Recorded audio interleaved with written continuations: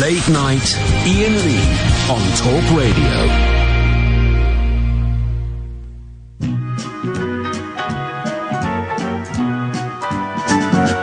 Bring me sunshine in your smile. Bring me laughter all the while. In this world where we live, there should be more happiness. So much joy you can give to each brand new bright tomorrow. Make me happy through the years. Never bring me any tears. Let your arms be as warm as the sun from up above. Bring me fun, bring me sunshine, bring me love. Bring me sunshine. Rock it, man. Bring me laughter. All the while. Shag a pony. In this world where we live, there should be more happiness. So much joy you can give to each brand new bright tomorrow. Make me happy through the years. Never bring me any tears. Let your arms be as warm as the sun from up above. Bring me fun, bring me sunshine, bring me love, sweet love. Bring me fun, bring me sunshine, bring me love.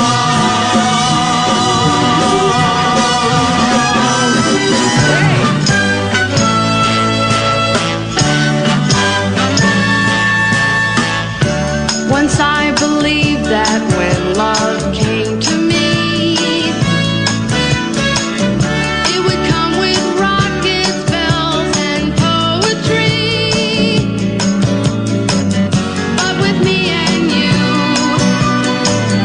it just started quietly and grew. And believe it or not, now there's something groovy and good about whatever we got. And it's getting better, growing stronger, warm and wilder, getting better every day, better every day. I don't feel all turned on and starry-eyed. I just feel a sweet contentment deep inside. Holding you at night just seems kind of natural and right. And it's not hard to see that it isn't half of what it's gonna turn out to be. Rap pussy. 'Cause it's getting better, growing stronger, warm and wilder, getting better every day, better every day.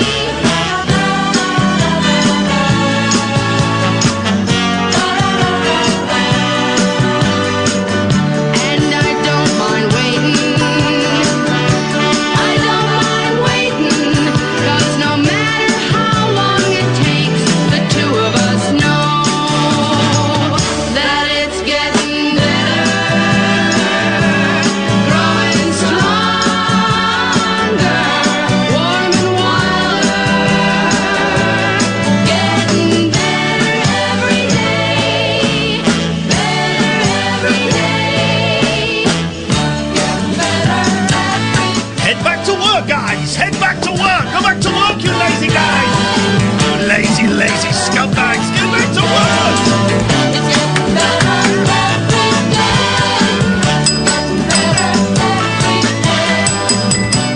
Get back to work! Back to work, everybody! Coronavirus is over! He said, good evening, Late Night Alternative. I'm Iain Lee. Who are you, lady? I'm Catherine Boyle. Get back to work, lady. Go back to work. Go on the crowded buses and the crowded trains. Because sing hosannas. Coronavirus is over, virus. We beat the virus. So go to work. Be safe in the knowledge your Prime Minister wants you dead. 0344 499 1000. Oh, I've got to log into TeamViewer. How are you, Catherine? Excuse me, Boyle. Oh, I'm not as windy as you, but only slightly less windy. Well, here's tonight's question. How long after eating raw chicken do you start to get ill? Well, I would suggest a couple of hours. Okie dokie. We got until 11 o'clock. Let's see what happens. I cooked that chickeny thing again. Uh-huh. And, some of that chicken was not cooked through. Oh, dear. Oh, dear. Are you feeling gurgly yet, or no? I feel a little bit gurgly. Sam, could you do me oh, no, hang on. I haven't got there's a new password. Hang on, everybody. Just cool out. We've had 2 days off. You've heard what professionalism sounds like. Nobody wants that. Is that a capital? I'm going to... Yes, man, I'm in. You've heard what professionalism sounds like. Yeah. Nobody. I'm telling you, nobody wants that. First call's not going to last very long, Catherine. First call isn't going to last very long, okay? And I suspect it'll be you that dispatches this one. Let's go very briefly, and possibly for the last time ever, to Noel Taylor. Good evening, Noel. Good evening, Ian. Good evening, Catherine. I think Kath might like to... Shut up. I think Kath might... People who've never listened for ever are just turning on, and the first call, the idiot, the shouty idiot is telling the first caller to shut up and that he's going to get cut off soon. People are going to hate this. Catherine, anything you'd like to say or ask Noel Taylor? I'm just interested as to what Noel's going to say, and, OK. Let's go with it. Let's go with it. Are you going to apologise for telling us to F off? I didn't do that, Ian. You literally did, Noel. You literally did. That's libelous. You can't say that. I didn't do that. No, the first defence of libel is that it's true. So yeah, we have a slightly better grip on reality than you do, Noel. You got very angry because we were poo-pooing your idea for a world fuelled by, well, poo-poo, and you told us to F off. Can we let bygones be bygones? Well, or you could apologise for what you did and stop trying to, what do they call it, gaslight us. Lamplight us. Stop trying to, by the light of the silvery moon. You could apologise for what you did. Buckingham Palace Mental Hospital is what I'm going to talk about, please. OK, well, you can do that when you've apologised for telling us to F off and that you were never going to listen to us again. And blocking us and doing all that stuff on Twitter. You did. I didn't tell you to F off. I did not. You literally did, Noel. You literally did. I did not. No, I did not. No. Shall I look in my records? Because it will say dumped F-bomb. You can listen back to your podcasts. Listen back to your podcast. I don't think I would have put it in. No, we don't have that many callers that tell us to F off. So when it happens, particularly with one who's been calling me for about 10 years, it kind of resonates. And then when they take it online afterwards, yeah, we remember. You literally did. No. I don't trust you because you're lying to me. I don't trust you. You're lying. You would because either that or you don't remember. If you give me the benefit of that doubt, you don't remember, but it happened. No. Buckingham Palace Mental Hospital. No, hang on. No. Not until you acknowledge that either you did it or possibly you've forgotten you did it. No, I didn't forget. I don't forget things. Thanks very much for your call, Noel. 0344 499 1000. I'm in that kind of mood. Feisty couple of days. Feisty day online yesterday. Feisty day in real life today. I'm in that kind of mood. I am in that kind of mood. 0344 499 1000 is the telephone number.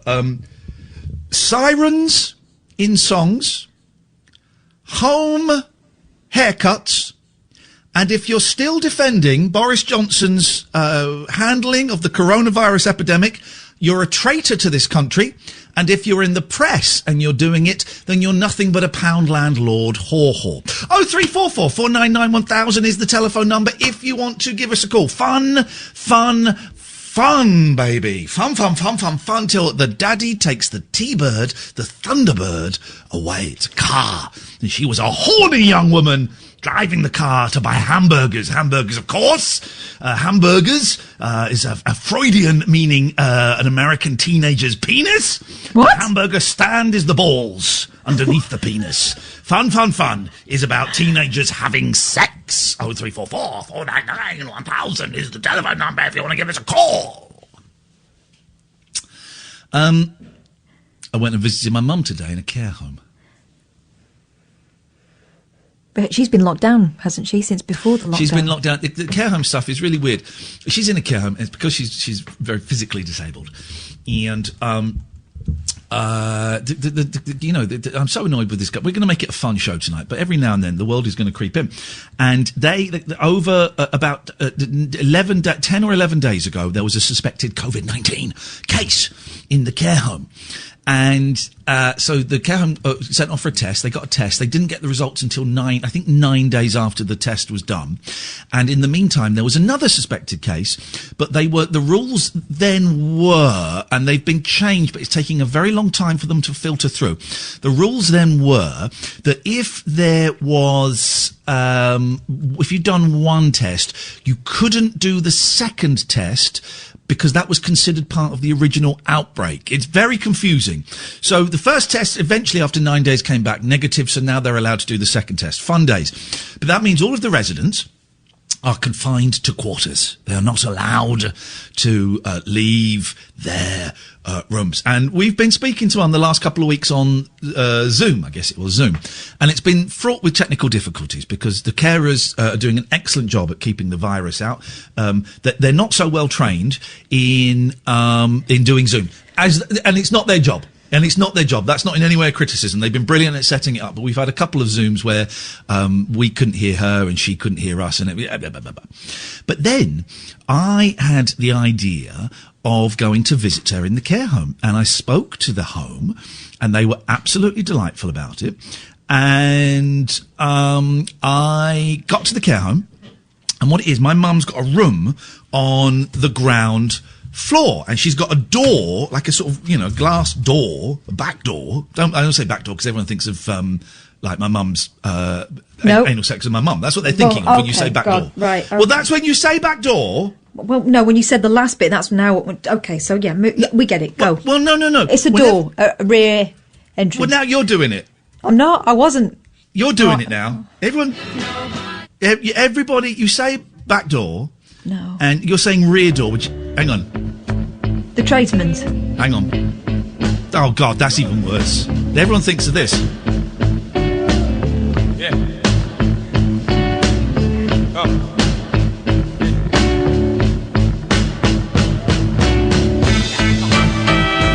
Yeah. We didn't need a soundtrack for the thought, but... This is the soundtrack for my mum now.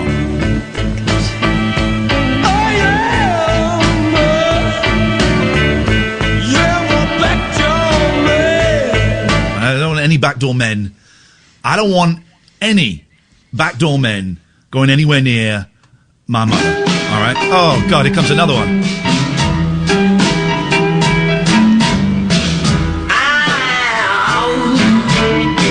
I'm a backdoor man. Okie dokie. That's my mother.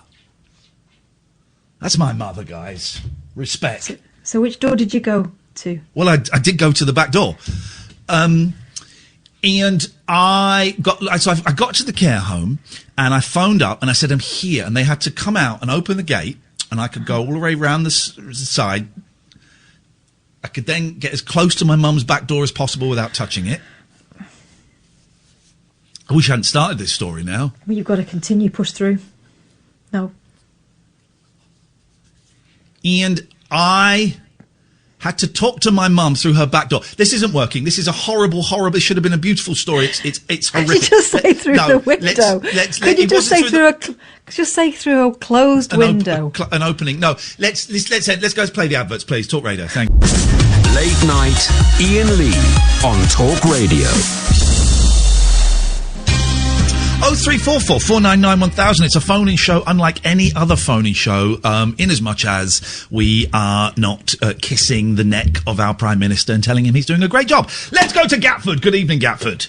Good evening, Ian. Good evening, Kath. Straight to the meat of this call. Straight to the meat. Well, you're not. The fact that you've said the fact that you said straight to the meat twice. That's fat. Well, you could have cut that fat off like I do with my boys when I'm cooking them bacon. You could have cut that fat off, and you could have gone straight to the meat. But you didn't. I'm going straight to it now. Has Lino? You did it again. This is the meat of the call. So the meat of the call. Can't introduce the meat. That's the meat of the call. Is you saying this is the meat of the call? Is it? That's the meat. Look. Unlike that bingo thing you did a few weeks ago or whatever it was, where I got trumped by that Lino bloke. Is this the meat? My siren song now. So the meat of the call is you saying it's two things. It's you saying this is the meat of the call, and then it's you bitching about a call from 3 weeks ago. Wow. What slim pickings there are on the meat. Where are you buying your meat? He's getting out of the bin at the back. He's a freegan. This guy's a freegan, and he's trying to give me a meat sandwich. At least I cook my meat, unlike you. That's Why are we talking about your meat now? Now, look. If that meat goes anywhere near my mum's back door, Gatford, there will be serious repercussions.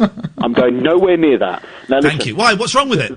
You disgust me, Dad. Nothing's wrong with it. I'm just making no comment. No comment at all. Give us the meat.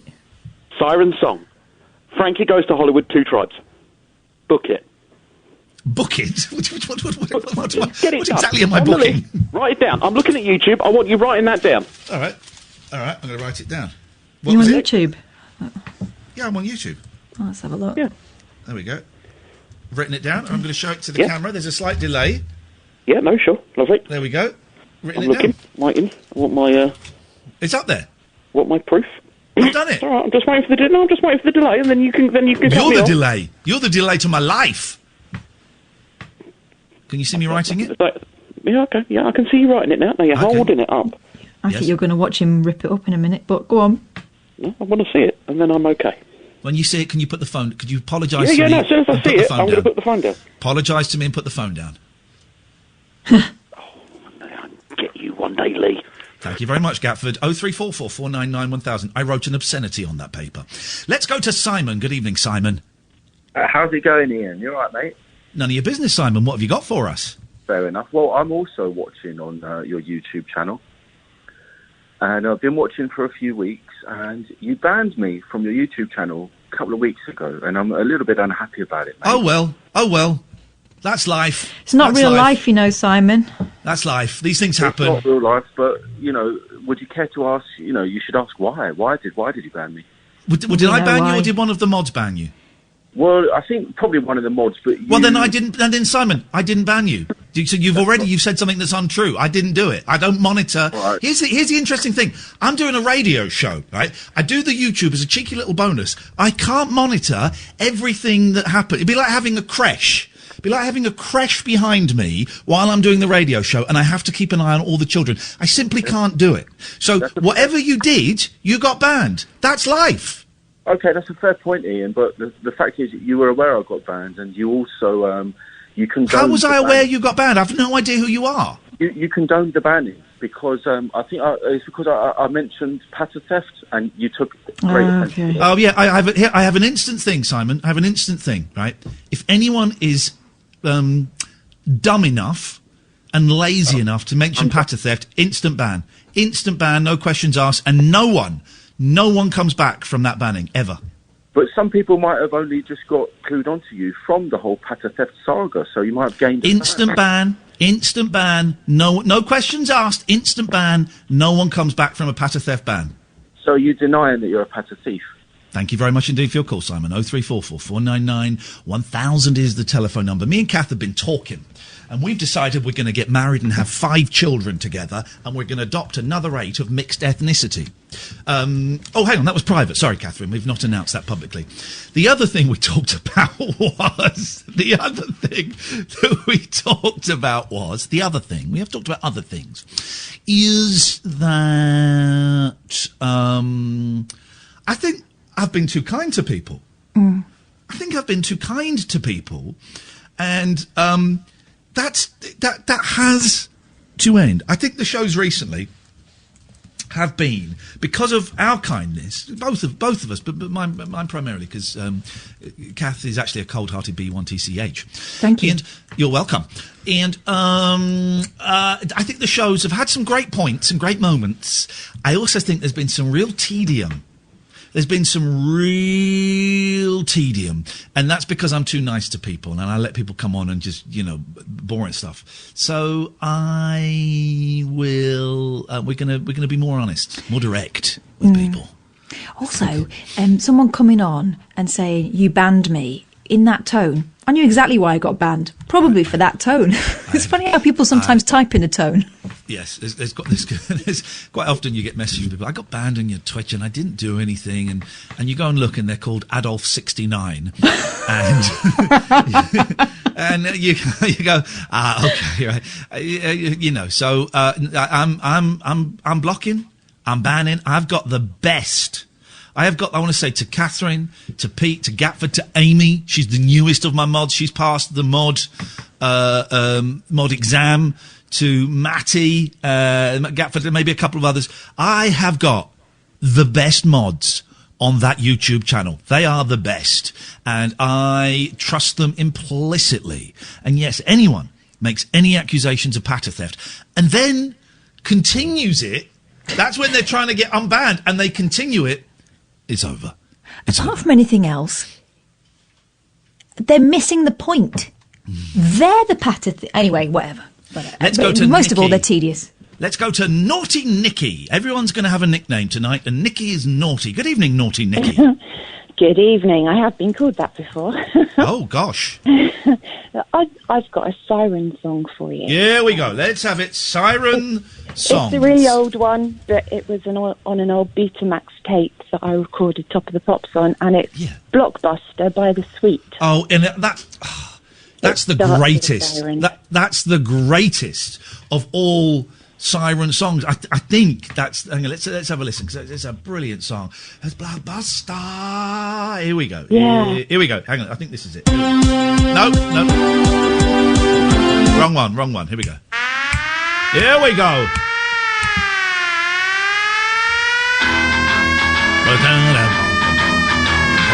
There we go, ladies and gentlemen. That is, as far as I'm concerned, it's the best and it's the only siren song. But that's a classic. That's a classic. The Sweet were a real band, but they weren't really having success. And then they got taken over by, I wonder, it might have been Mickey Most. I'm not totally sure. It was a team of two, like hitmakers. It may have been Mickey Most. And they were replaced, the band were replaced by studio musicians, and they were forced to release kind of softer pop songs, which The Sweet, I think I've got the right band, The Sweet objected to, but went along with it. And then, like all fictional bands, they wanted to go from being a wooden doll to being a real band again. They kicked out their managers. They started recording and writing their own material, and they tanked, ladies and gentlemen. It's always, if you're in a manufactured band, just go along with it, guys. Just go along with it. Get the dollar. Get the dollar, Nikki. That's what I say. Why were you called Naughty, Nikki? Were you a thief or a sexpert?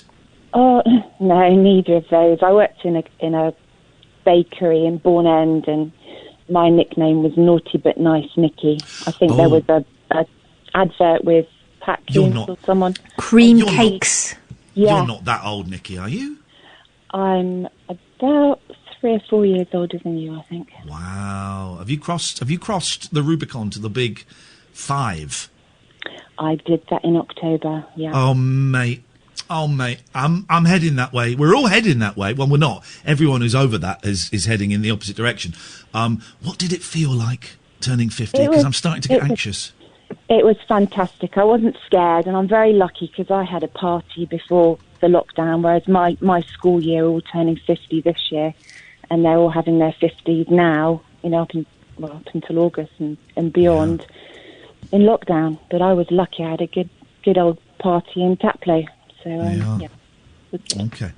All right. Well, listen. Nikki, it's nice to talk to you. Thank you very much indeed. 03444991000. There's several of these. Just look at that. Light as a feather and trembling with naughtiness. He's holding his penis. Of course, the trouble with me is I never could say no. He's talking about his penis. Fresh cream cakes. Naughty. But nice. There we go. Okay, so we're gonna have to guess the celebrities, Catherine, All right. advertising penises. Who was that, please? I heard Barbara Windsor, sauce. And I don't think that was Barbara Windsor in there, was it? Yes, it was. Hang on. Just look at that. Light as I thought it was Ersatz Windsor, but let's listen. feather and trembling with naughtiness. Of course, the trouble with me is I never could say no. Fresh cream cakes. Naughty. But nice. You're right. She's got And- the lip. And the speech that defect. was the guy that we saw a one-man show in Edinburgh in a lecture theatre about. Catherine, no, you're wrong. Oh. You're wrong. Larry Grayson. Was it? Yeah, it was Larry Grayson. Yeah. Gosh. Just look at that. Light as a feather and trembling with naughtiness. There we go. Okay. Naughtiness. Well, who is this? Here, the way these cream cakes flaunt themselves, it's enough to lead a girl astray. Given half a chance. Fresh cream cakes. Oh. Naughty. But nice. Oh, they've swapped. Babs. They've swapped. Probably the same Okay. day. You might as well get them to do two. Okay, here we go.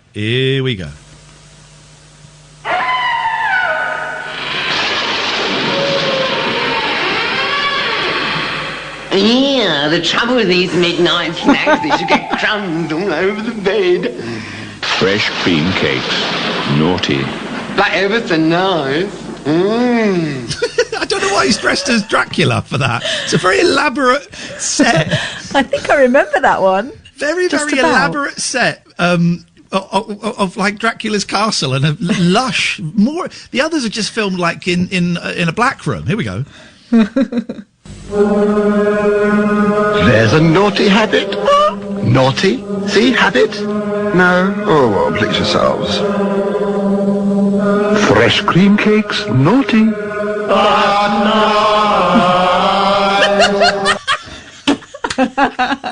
I am reminded by Dave that you know who came up with the slogan, don't you? Yeah, he got a fat wad put on him for it. I think the fat one may have been the fact that he wrote crap books, but yeah, Salman, Rushdie. Fat wad as in fat. Who was that, please? Was that not Frankie Howard? It's your man, Frankie Howard. Okay, here we go. This is the rest of the show. Looking through these, don't you get an intense flush of nostalgia? Only in the warm weather. Look, there's your bird. And he's the mob suit. He was a line amongst men in them days. I'm filling up. So I see. Fresh cream cakes. Naughty. But nice. Who was that? Les Dawson and Alec Gilroy. There we go. Alec Gilroy. Of course, it's Alec Gilroy. Oh, and we've had Babs. There's a whole. Oh, here's a good. Here's a good one. Here we go. You'll like this. Me mum warned me there'd be cakes like this. Fresh cream cakes. I go all colly-wobbly inside me. Good resolutions go out the window. Oh, girls. Fresh cream cakes. Oh, but nice. Hang on, no one said naughty. No, I bet maybe she doesn't say naughty. Maybe that was in her contract. I don't say naughty. No, hang on, that's... Surprise. Fresh cream cakes.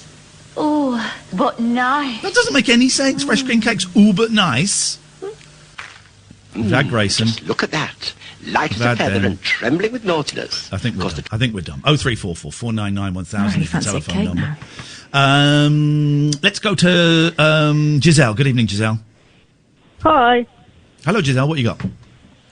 Well, I was just, wanting to let you know that I was still alive and just genuinely was wondering how you guys were doing.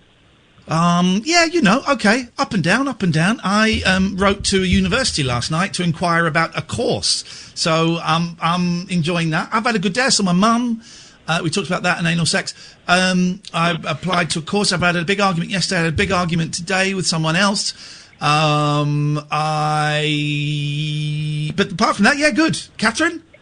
What have I done? I've had a bit of a cold. It seems to be whenever I take a couple of days off, I get the sniffles and a cold sore. And this time was no exception. It just catches up with me every time. Yeah. So, yeah, I'm all right, though. Does that answer your question? Yeah, I'm glad to hear that you're both... limping along. You're both flattening your curves, whatever that means. My curves are growing, but my curves are now going to start growing in the right places because I have, if you're watching on youtube.com/Iain Lee, have a look at this. You're about to see him pumping off online. He's not flicking his nipples again, is he? I've got weights. I've got dumbbells. I bought some dumbbells in a socially distant, social distancing way, healthy social distancing way. Yes, man. Yes. Wow. Yes. Yes. So, so I'm pumping off. That hurts. Anything else, Giselle?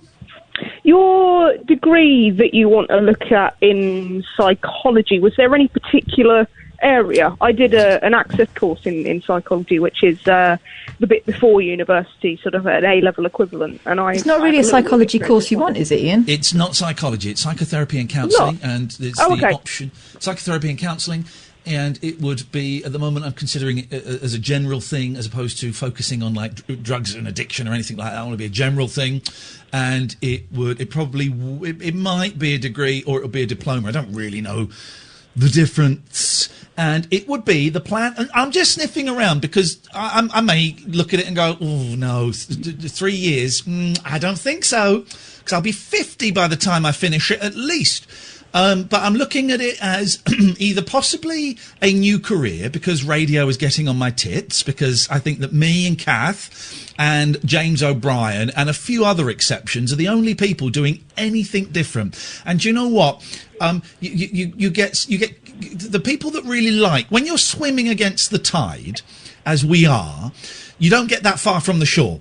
And the people that really like you, really, really like you, but they are small in number, and the people that dislike you, really, really dislike you. And the fact that there are literally, I would be hard pushed to think of 5 people on the radio, if you include me and Kath as one.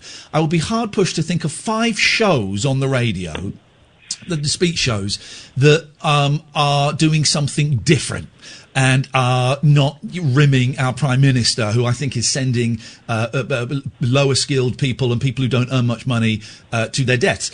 And so I'm sick and tired of this industry. So part of me thinks I might get out of it and go and be a therapist and a counsellor, or I might utilise those skills in the greatest, as yet never before heard radio show that has not happened yet. You have some definitely have some transferable skills from doing radio to potentially do counselling. I can talk up to the vocal. But only if there's a countdown timer in front of me.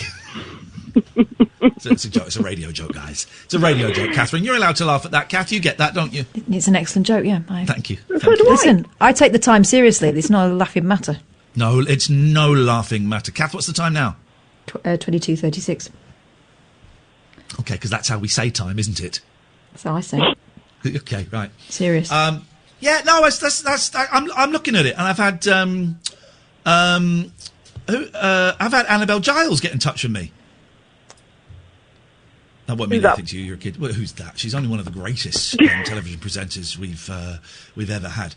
Anyway, so yeah. Anyway, right. What else? Nothing. But I refuse to claim that I'm a kid. You're about 9. Thank you, Giselle. 0344 499 1000 is the telephone number.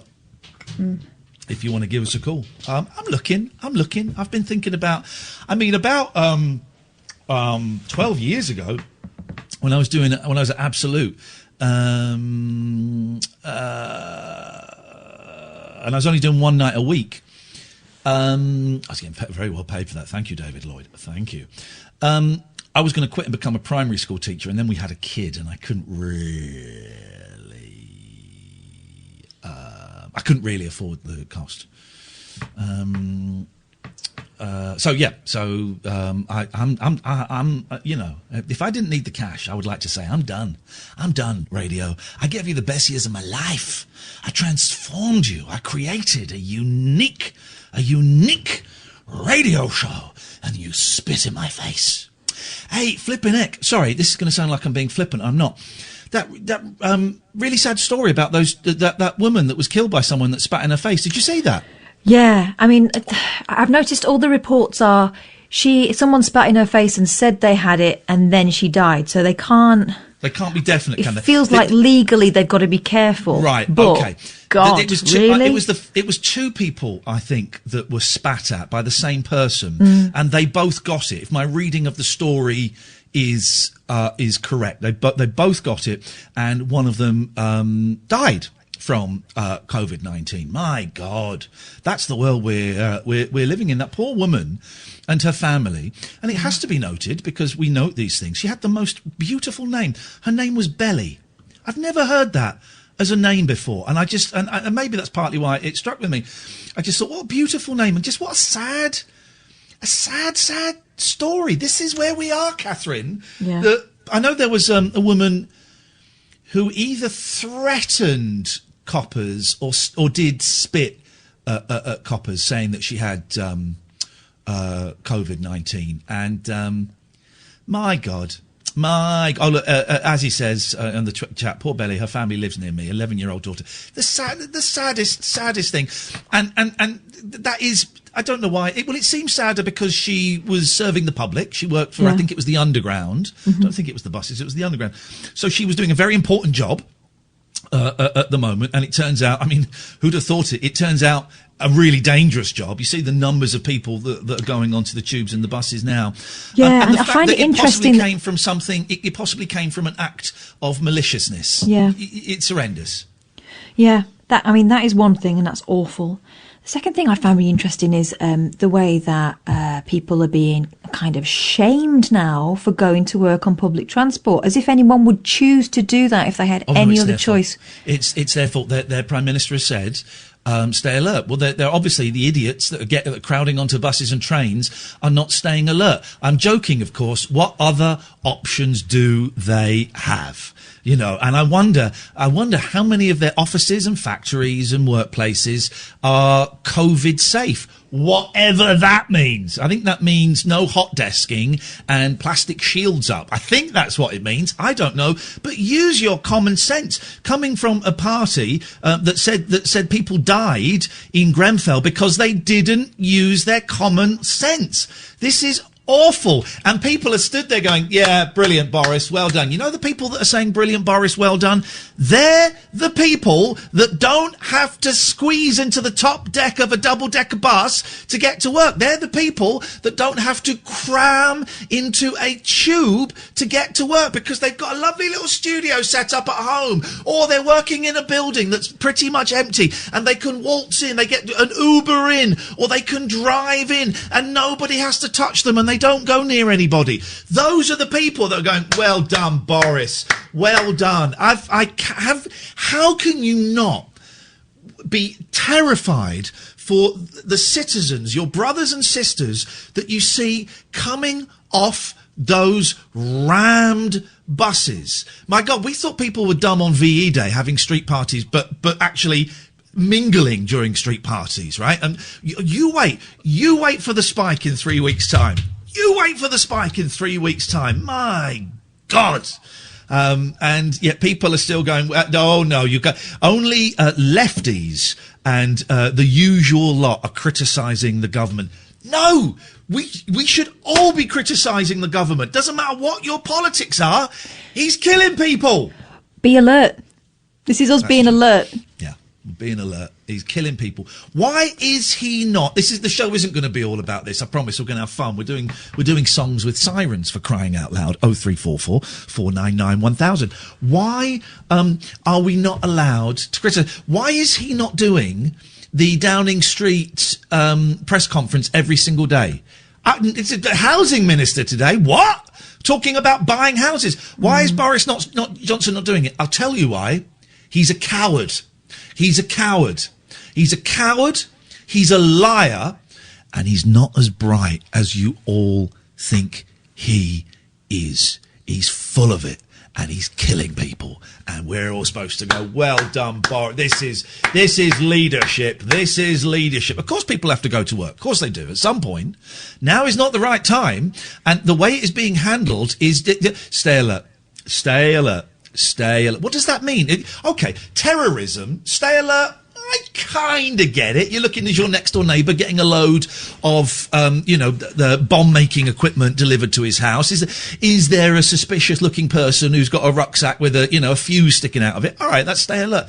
How are you supposed to stay alert against an invisible killer? You can't do it. I've seen the film The Invisible Man. It's really, really tough unless you stab it and break the suit. And I'm not sure coronavirus is wearing an invisibility suit. 0344 499 1000. This is Talk Radio. Late night, Iain Lee on Talk Radio. You can watch half of the show on youtube.com/Iain Lee. You're very, very welcome to do that. Don't forget, this Sunday at 6 o'clock, Catherine and I are doing a rabbit hole live phone-in show in your house. Catherine will be coming around to my house, but I've asked her to wear a hazmat suit, and I will be disinfecting every orifice. But we will be doing that. There are still some tickets if you want to go to iainlee.com/event. It's £6.50. iainlee.com/event. It's £6.50. Now, I did see, and I can't find it now in the YouTube chat, and I'm kind of skimming through it a little bit because it's a phone-in show. But someone called Don. Here we go. Everyone has a responsibility to be responsible for themselves. Okay. Yeah, of course we do. The government, also, the key function of a government is to protect its citizens. So, yes, we have a responsibility to be responsible for ourselves, but the key function of a government is to protect its citizens. And then he says, you can go to work on a packed bus and be safe too. You can go to work on a packed bus and be safe too. Now, Don, I would love it. I would love it if you would call in and explain how you can go to work on a packed bus and be safe from coronavirus. Because to me, you can't. You simply can't. Otherwise, what's the point of social distancing if you can be safe on a packed bus? And this is what we're dealing with. And I don't want to make the whole show about this, but I'm getting more and more angry about the way this country is run and about the press that you get. And I'm just aware it's me and Kath going, hello, over here. He's got no clothes on. Everybody's got... And then security comes and whisks us away. But that's what we're dealing with. This seems to be what we're dealing with. Let's go to David. Good evening, David. Hi, Ian. You all right? What you got for us, David? Basically, what it is, obviously, the government made this announcement last night that my day job is an estate agent. All right. I know we're not the most liked in the country, but yesterday, obviously, it got announced that estate agents can now go back to work safely. I can't understand how we, as an estate agent, can actually go back safely, go to people's houses, put their houses on the market. Right? We can't even go and get our hair cut. Never mind go and see our granny. Did you hear the Downing Street press conference this evening with the housing minister? I didn't know. I did. First one I've listened to in ages. I don't know any of the actors anymore, but I did. I can tell you, this is brilliant. You're going to love this, Kath. Did you hear it? I heard some of it. I must admit, I kind of drift in and out after I've seen the graphs. Right. I heard it, and I'm going to tell you, David, how you can do your job, okay? First obvious thing, you can't have open houses, okay? Appointments have to be booked. Also, appointments have to be booked. This is all true, right? They have to be booked only by people who are serious about moving. Okay, so you can't just be thinking about it. You've got to be serious about it. Does that stop you getting the virus? Being serious? Yes. Okay. So you've got to be serious about it. You'll have an online look at the interior of the house first, which is, I guess, is kind of what you do. Then you will meet at the house at a specified time. The owners of the house will be out getting their exercise. That was what they said. They will be out getting their exercise or stood in the garden. All of the interior doors of the house have to be open. The people looking, and you're not allowed to touch anything in the house, right? And David, I guess this is your responsibility. As you're leaving the house, you have to wipe down all door handles and all surfaces. Whoa. But hang on, they've left the doors open. Why are we touching the door handles? I know, but David has to wipe down all door surfaces and door handles, okay? So that's how you're going to do it, you lazy estate agent. Stay alert. How feasible does that sound to you? A load of rubbish. Let me ask a slightly more, but perhaps a more pertinent question, actually. Uh-huh. Because you could do all of that stuff if you put you could. But here's the more important question: how safe does that make you feel? Well, it doesn't at all, really. And to be honest, my day job, my what I do is I'm a valuer, so I actually put houses on the market. Right. So I actually physically go to the houses and take the photos and do everything like that. So it's even worse, really, isn't it? There was another bit of government advice. I saw someone being interviewed by the news, and they were talking about cleaners and nannies going back to work. Yeah. And the interviewer said, so you can't have your parents look after your children, but you can have someone come in from outside. A stranger. And they said, yeah. And we admit it's very difficult to maintain social distancing while you are engaged in childcare, but perhaps you could keep a window open. Yeah. Because yes, of course, this is the problem, you see. This is why all these people are dying in hospitals. They forgot to open the window so that the virus can get out. So maybe you could keep the window open when you're doing the viewings as well. Yeah, that's what they need to do. It's nuts, David. It's nuts. And I can't... Does anyone genuinely feel safer? This is a genuine question. I won't jump down your throat, because if you do, great. Tell us. If you're listening and you genuinely feel safer after the two announcements we've had the last few days, 0344 499 1000. Tell us why. Tell us why. Make me feel safe. There isn't any way. No. All right, David. Nice to talk to you, mate. Best of luck. Stay safe, brother. Stay alert. 0344 499 1000. Let's go to now. Okay. Okie dokie. Nigel. Bonjour. Nigel. I've been thinking... You're going to turn me away, aren't you? You're going to turn me away. Now, possibly, for your own good, because I do wonder if you phoning us up is helpful or damaging to you. Hang on, let me finish. Let me finish, Nigel. This is important. I've got three factors here. I wonder if it's helpful or damaging to you. I wonder if it's helpful or damaging to me and Catherine. I also wonder if it's helpful or damaging to the listeners as well. I have to factor all of those things in, because I know you say that your mental health diagnoses are lies, they're incorrect, but from where I'm sat and from where Catherine is sat and from where the listener is sat, unless you're, Laurence Olivier or another great actor, it would appear to us that you are certainly, and I heard your call to Howard last night, you are certainly under some form of mental stress.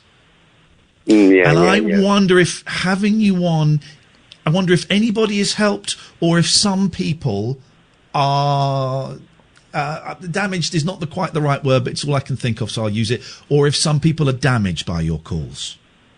Do you understand what I'm saying? Yeah, I think. Well, I come from a time frame which is like my dad was the seventh child out of six sisters, and my grandfather on my dad's side was a gardener and served for royalty in within that bound, not the Duchess or anything like that, but certainly royal ground, and he tended to hedges and stuff like that. So he was a mini Capability Brown, and they had a cottage and they were there for life, and they died, and it was great to go and see my grandfather. But my father he wanted to see the world, and it cramped his style. So my grandfather was teaching him this, teaching him that, and then my dad said, I want to be in the Navy. So my granddad was a little bit, oh dear, which I didn't know at the time. But my mum, we come from wooden spoon era, and my mum made it big because she got a record label deal. And here's the issue, Nigel, is that you have not addressed what I've said to you. I'm not saying this in any way to criticise you. Right? I'm not saying this in any. I'm not attacking you. I hope you don't feel I am, because I'm not. No, I understand. Yeah, Lovely. to be And kind. it's the thing is, you have this wonderful grasp of language and this wonderful memories and wonderful fantasies, and it is impossible for us to have a coherent, linear conversation.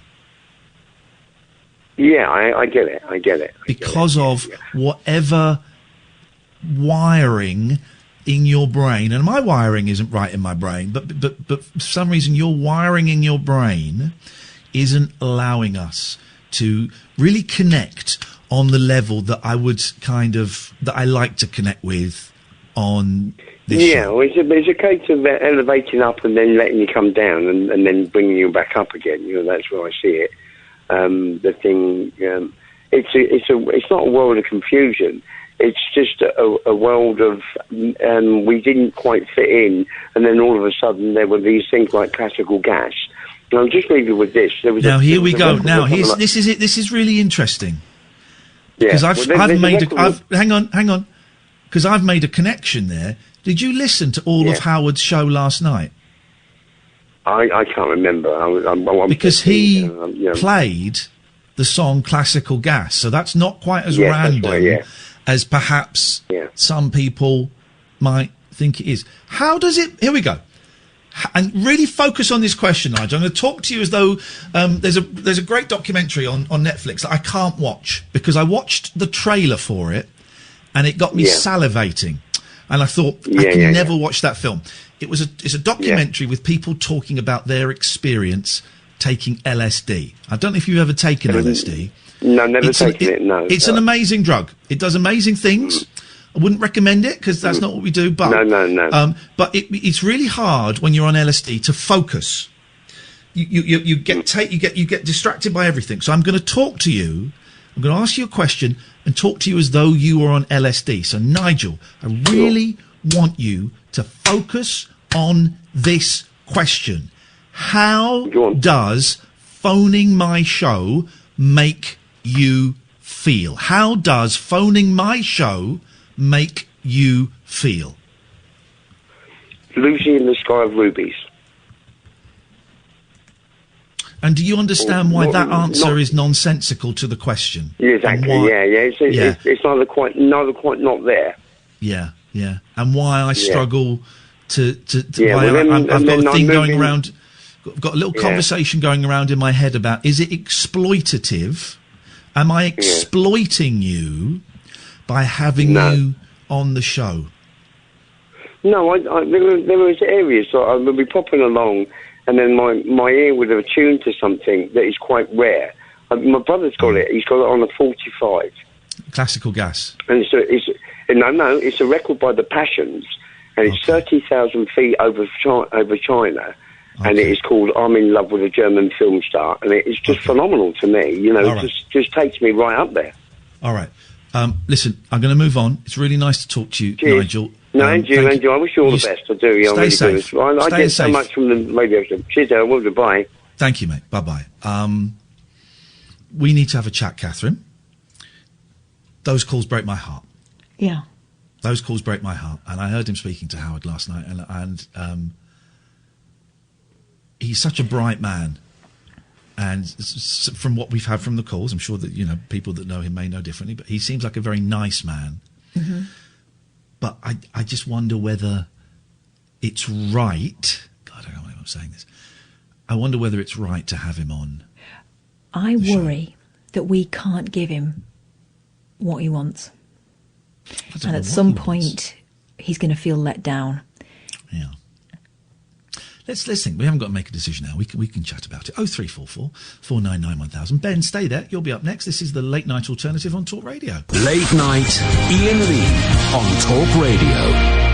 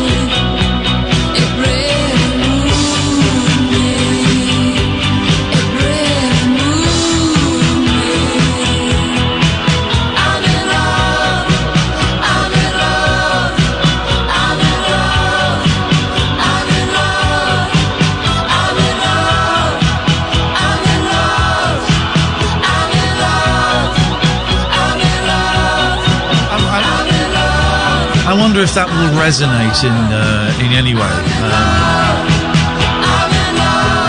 It's a good song, actually. I don't know it. I wonder if that will resonate with our last caller. I don't know. I think I'm hoping for a miracle that perhaps isn't going to happen. 0344 499 1000 is the telephone number. Some people already had people tweeting, Catherine, I listened to your show to get away from all of these politics, and you've spent the first hour ranting about politics. I'm switching off. Okay, well, that's great for you. Firm boundaries are important for everybody, and if we're not giving you what you want, then maybe you're putting a bit too much expectation on somebody else. I just don't want people to die unnecessarily, you know. And we're still a silly show. We still have fun. We still dick around. But I just when I don't know, when my prime minister is telling people in trenches in Gallipoli, is that the place? Go, over you go, guys. Over you go. Off you go. Your office is just on the other side of that muddy bog. Over you go, lads. And you can hear the gunfire. I kind of think, yeah, someone's got to say something, you know, and it's all well and good playing silly buggers and talking about songs with sirens in, which we're doing and which we're enjoying doing. But, you know, it would be remiss of me to not speak up. Saying that, you can call in about absolutely anything you want. 0344 499 1000 is the telephone number. Catherine's taking an intake of breath. That means she wants to say something. Also, in our defence, we're living through this too, so we're allowed to have an opinion. Let's go to Ben. Good evening, Ben. Evening, Ian. Evening, Kath. How you doing? Fine, thanks, Ben. What have you got for us?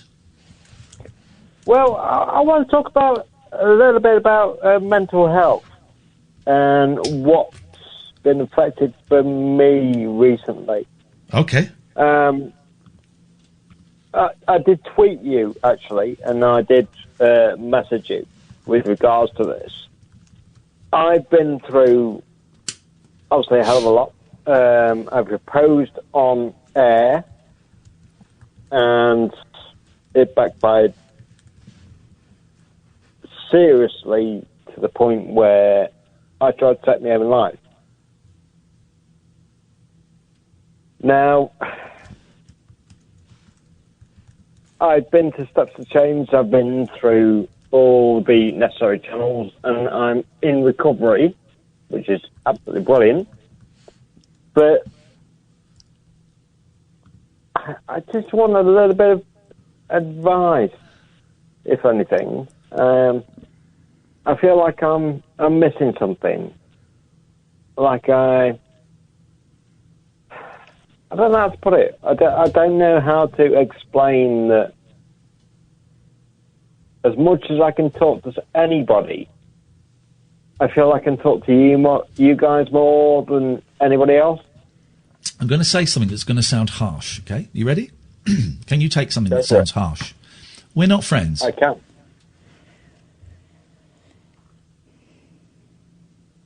I appreciate that. Good. Okay. I'm glad that's out of the way, because I think some people, when they phone up in a position, let's call it, I think they think that we are friends. And we're not friends, okay? What do you want to ask? Well, I think that I've been pushed to the point where I've been put in a situation where I tried to kill myself.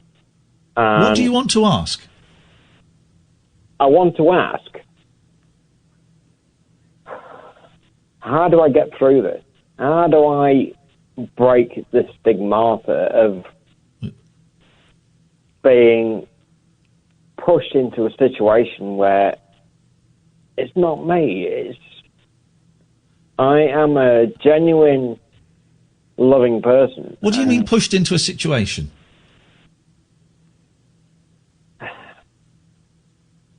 Do you remember when I rang you? No. I don't remember. I don't remember shows from last week, and that's not me being rude or flippant. And Kath will back me up. I don't remember. I will not remember tonight's show tomorrow. It's just the way my brain is programmed. I couldn't function if I carried everything from every show. So I don't. So no disrespect. So tell me now. What do you mean you've been pushed into this situation? Okay. Do you remember the proposal? No, I don't. Remember this. I remember vaguely someone coming on and suggesting that's what they wanted to do, and we put to them that it's not fair to do that. Is that you? Yeah.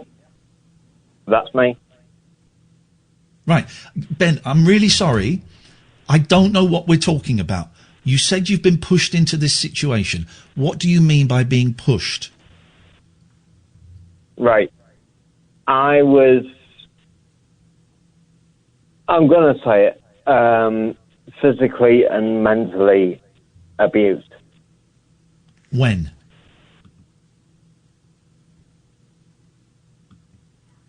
Mid-Jan. Okay, so recently. Okay, by your then partner? Yep. Are you still with that partner? No. Okay, do you have any contact with that partner? No. Do you want to get back together with them? I would love to, but... Why? It's too many lies and too much... Are you drunk? No. Have you had a drink? I am. I've had a beer tonight. Here we go. There we go. Here we go. You sound drunk, man. And I'm really... Here's the thing. I'm really trying to pin you down, and you're speaking in vagaries. And I don't know what you're talking about because you're being so vague. Right. So What we I'm need to start trying to getting say is- specific. We need to start getting specific quite quickly. Otherwise, I'm going to move on because I've got no idea what you want. Right. What I'm trying to say is, when it comes to mental health, what she put me through and the physical and mental abuse has left me with severe anxiety, severe mental issues. I want to say to everybody that anybody that's going through this, to speak out, because this is not. But no, that's not right, Ben. That's not what you said. Anyone can phone up and say, "Yeah, I want to listen. I went through this, and I want to tell everybody that if you're going through that, you've got to do something." But that's not what you said 3, 4, 5 minutes ago. You said you wanted help from me, but I've still not established what the help is that you want. Then forget everyone else. Forget everyone else that may or may not be going through it. They're irrelevant to this, right?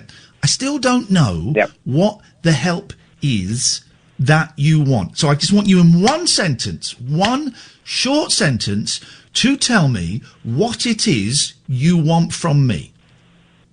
Your experience. That doesn't mean anything. In what? What do you want? Before you picked up the phone, what did you hope you would have when you put the phone down that you didn't have when you picked up the phone? I am scared for my life. I am scared for the fact that I'm trying to make my own life look reasonable, and I feel it's not. I'm really sorry, Ben. Maybe I'm just being dense. Maybe I've just got a dense head because I've had a couple of days off, and it takes me a while to get up to speed when I've had a few days off. But I've not heard anything. I don't know what you're talking about. With respect and love, I do not know what you're talking about. Right. Well, I suspect you've had more than one beer as well. No. One beer, job done. Cheeky little spliff? That'll be. Nope. Okay, because I've got no idea what you're talking about, man. Right. Well, I'm trying to remember the name. Remember the date. December the 3rd, I think it was. December the 3rd or December the 6th. It was either one of those two. Anyway, I came on your show. And you proposed to someone, which I think is an awful thing to do, and you proposed to someone and they said, yeah, maybe, or whatever. Are you telling us that are you saying it's our fault that you're in this situation? No, not at all. What I'm saying is... Have you spoken to your doctor or any professional about this? Yes. Great. I've been What did through they say? Change. What did they say? Change. Well, I'm in class as in recovery. So, from alcohol or drugs? Neither. Recovery from what? Recovery from severe depression and anxiety.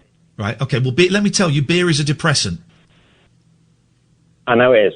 Right, so I would suggest don't drink any beer. I can control my alcohol intake. That's not what I said. It's not what I said, Ben. Not what I said. If you want my advice, you're going to have to listen, okay? And I'm gonna start getting a little bit more forceful because I want to get back to having fun. I didn't say you couldn't control it. The fact that you said you can't control it now makes me think, this guy can't control it. But that's not what I said. What I said was beer is a depressant. And I would strongly suggest, you want my advice, right? My first bit of advice is if you are as depressed as you say you are, don't drink beer or any alcohol because it is a depressant. It depresses you. So stop drinking beer. You going to do that? Yeah, I've already done it. I'd say I've only had one. Are you going to stop drinking completely? I want to. Well, here's the thing. You phone me for my advice. Right? Is that right? Yep. I'm giving you my advice. And the first one, this is the easy one, you're like, I don't know, what else you got? And that's the easy bit. It's a case of... There we go. Because it is such a difficult situation. And I'm sorry, Kath, and I'm sorry, Ian. I'm sorry for dragging it on, but what has happened, and I'm not going to go into details, has dragged me down into severe anxiety and severe depression. It's led me to groups on Facebook, which have made me meet some... So you've gone to suicide... I'm going to steam in because you've been... What, you're telling me you've been to suicide groups on Facebook? No. I've been to mental health groups. Great. Stick with those. Stop drinking beer. Stop drinking beer. Stick with those. If you're worried she's going to attack you, and your life is in danger from her, call the police. Are you worried your life is in danger from her? Well, this is the second point I want to answer the question. Are you worried that your life is in danger from her? Quite possibly, yes. Call the police. Right. So I've given you two bits of advice. Stop drinking and call the police. Do you intend to do either of those things? Yes. Great. Well, that's a great start, Ben. So why don't you get on those tomorrow? And hopefully... Don't worry about that. Perfect. I think you've had more than one beer, Ben. In fact, I know you've had more than one beer. And I really wish you'd be honest with me about how much you've drunk tonight. I have literally had one beer. I don't believe you. With that. I don't believe you. Everyone's different, aren't they? Are you on any other medication? I'm on blood tablet. I don't believe you've had one beer, Ben. I really don't, because you're not focusing, and I'm struggling to have this conversation with you. Listen, I've given you two bits of two really simple suggestions you can do, right? Stop drinking, speak to the police, okay? So why don't you begin with those? You can't fix everything at once. Begin with those, and then maybe we'll catch up in a week. Or maybe I don't know if you have friends you could speak to. I've got a load of friends that I can speak to. Brilliant. Can I also suggest you speak to your GP about your depression, if you're only taking blood tablets? Been there, done that, gone all through Well, try that. again. Maybe speak to a different GP if you're not getting the answer you want. Because I find it very interesting that someone could be this down and be turned away. Yeah, you're not wrong, Cap. I just feel like nobody's listening at the minute. I've been to the Because police. you're not. Because with respect, you're not listening, and because you're not focusing. You're not wrong, Ian. You're not Exactly. wrong. So you need for something to change, something has to change. It's a really nice little saying. For something to change, something has to change. You're going to carry on in this wheel of misery until you change something. And what you need to change is, I don't believe the beer thing, Ben. I don't believe it. If I'm wrong, I'm sorry. I don't believe it. But you need to stop drinking. You need to listen. If you ask someone for advice, you need to listen to it and not dismiss it out of hand. Okay? So, stop drinking, phone the police, speak to your GP. Those are 3 excellent bits of advice. Would you agree? Spot on, mate. Spot Brilliant, Ben. Then you carry on doing those. 0344 499 1000. This is Talk Radio. Late night, Iain Lee on Talk Radio. 0344 499 1000 is the telephone number if you want to give us a call. Let's go to Mark. Good evening, Mark. Oh, good evening, Ian. How are you? I'm really tired and drained and frustrated. What can we do for you tonight? Well, I was wondering, are you still in touch with, do you still keep in touch with Barry from Watford? No. I haven't spoken to him for a long, long time. Oh, dear. Yeah, I think he died. Oh, sorry. That happens. Oh, well, no, I was just sort of wondering, because I know he's on tour, and I was wondering if maybe you could get him to maybe think about coming over to Northern Ireland. No one's on tour at the moment, Mark. Oh, well, I know that, but whenever, hopefully, things are up and running again, you know? Yeah, well, fingers crossed, Mark. Thank you for that. 0344 499 1000. Let's go to Oscar. Good evening, Oscar. Good evening, Ian. How are you? What have you got for us? It's about the situation at the moment, the coronavirus situation at the moment. But my first thing, just listen to some of the previous callers you've had. Obviously, mental illness is a horrific thing that hundreds of people go through. But I've listened to your shows for years. Are these people serious, the people you've had on tonight, or are they just trying to pull your leg? Are you serious, or are you trying to pull my leg? No. I'm it's a valid question, isn't it?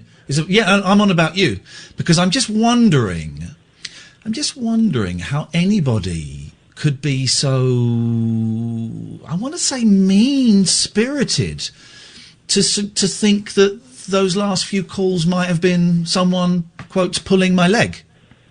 Not the last few calls. The gentleman before, the man, it was honestly sad to listen to the man before you. You said the last few calls, so yeah, I'm talking about the last 2 calls were people that are obviously struggling, may not have been entertaining radio. I don't really know, and that's not really the main point of it. But why would you be so? Let's be kind.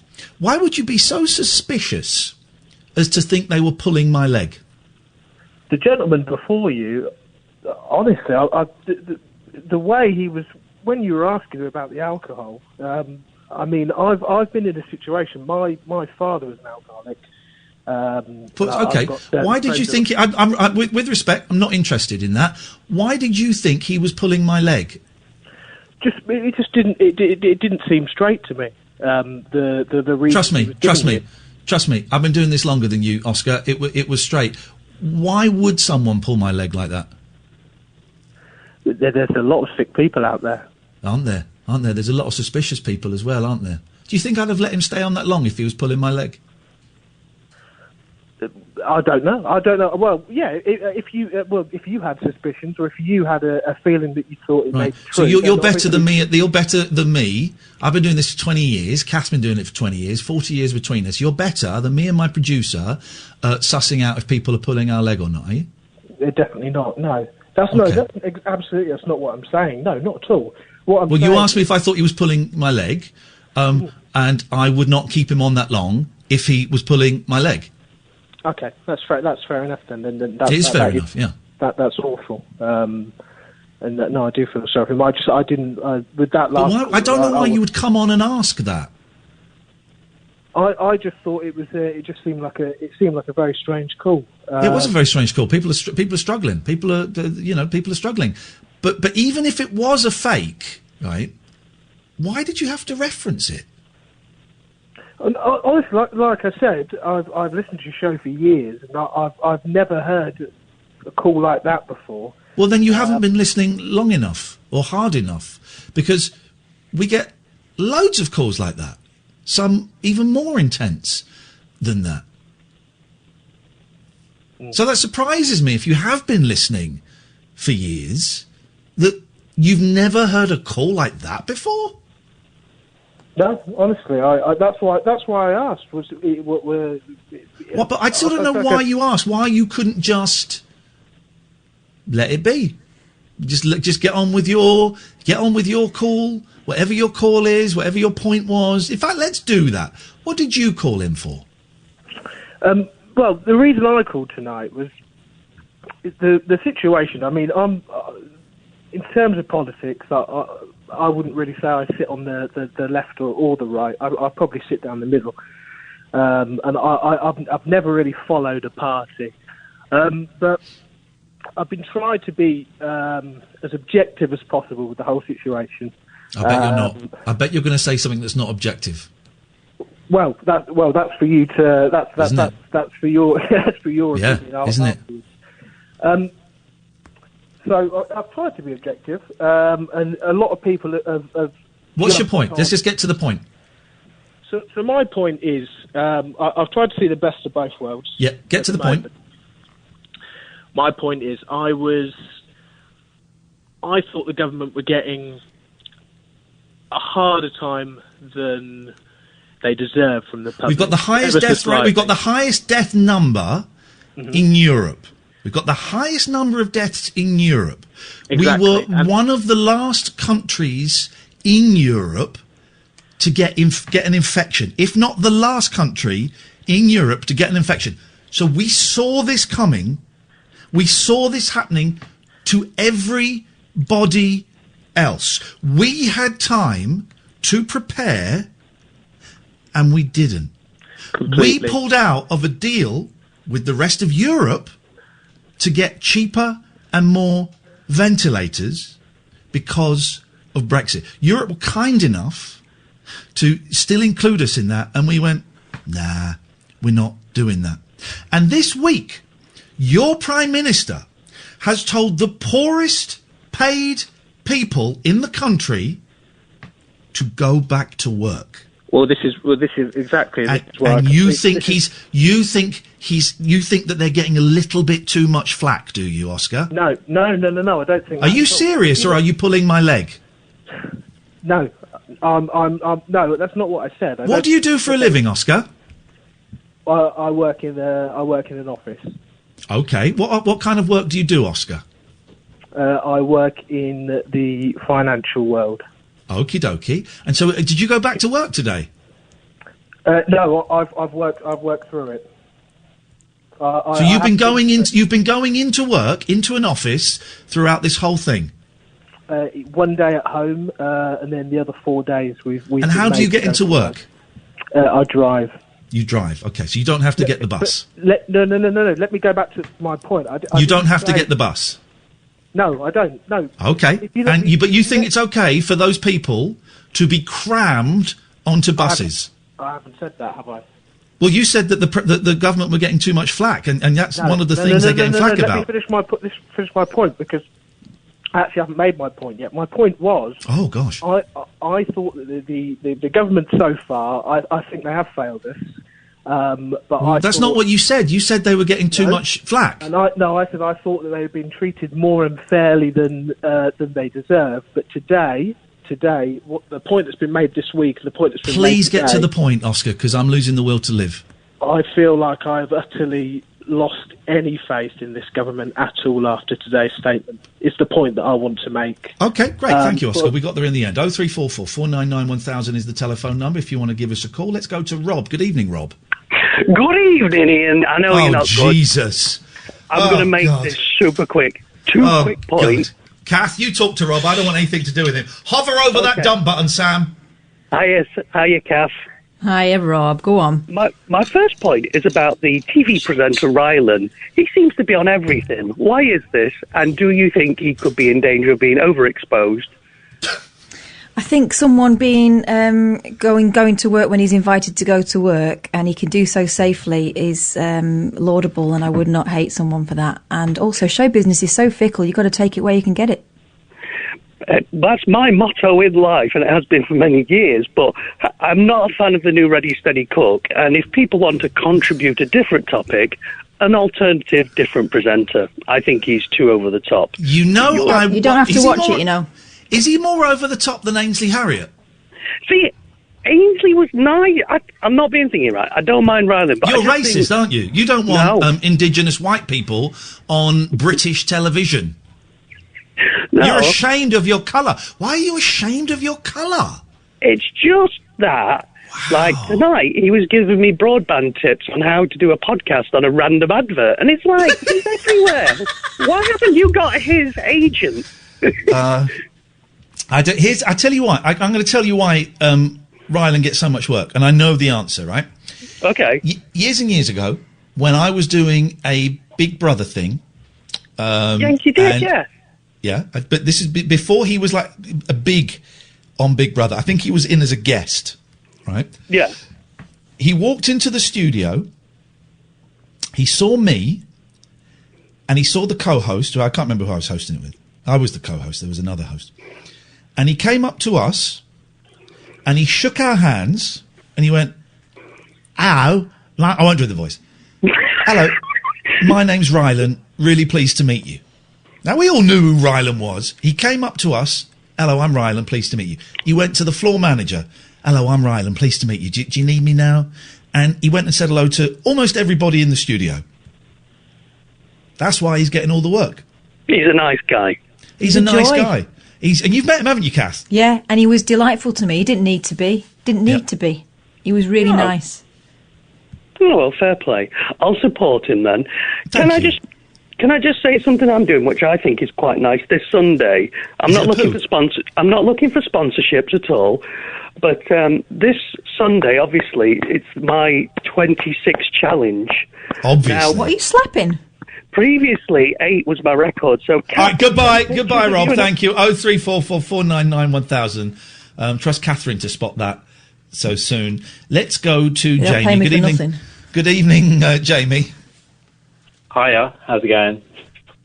Have you listened to the show? Not great. What can we do for you tonight? Yeah, it's been pretty crazy. Talking how Boris should have really closed the borders really earlier to kind of slow down the coronavirus. Well, he hasn't. He still hasn't.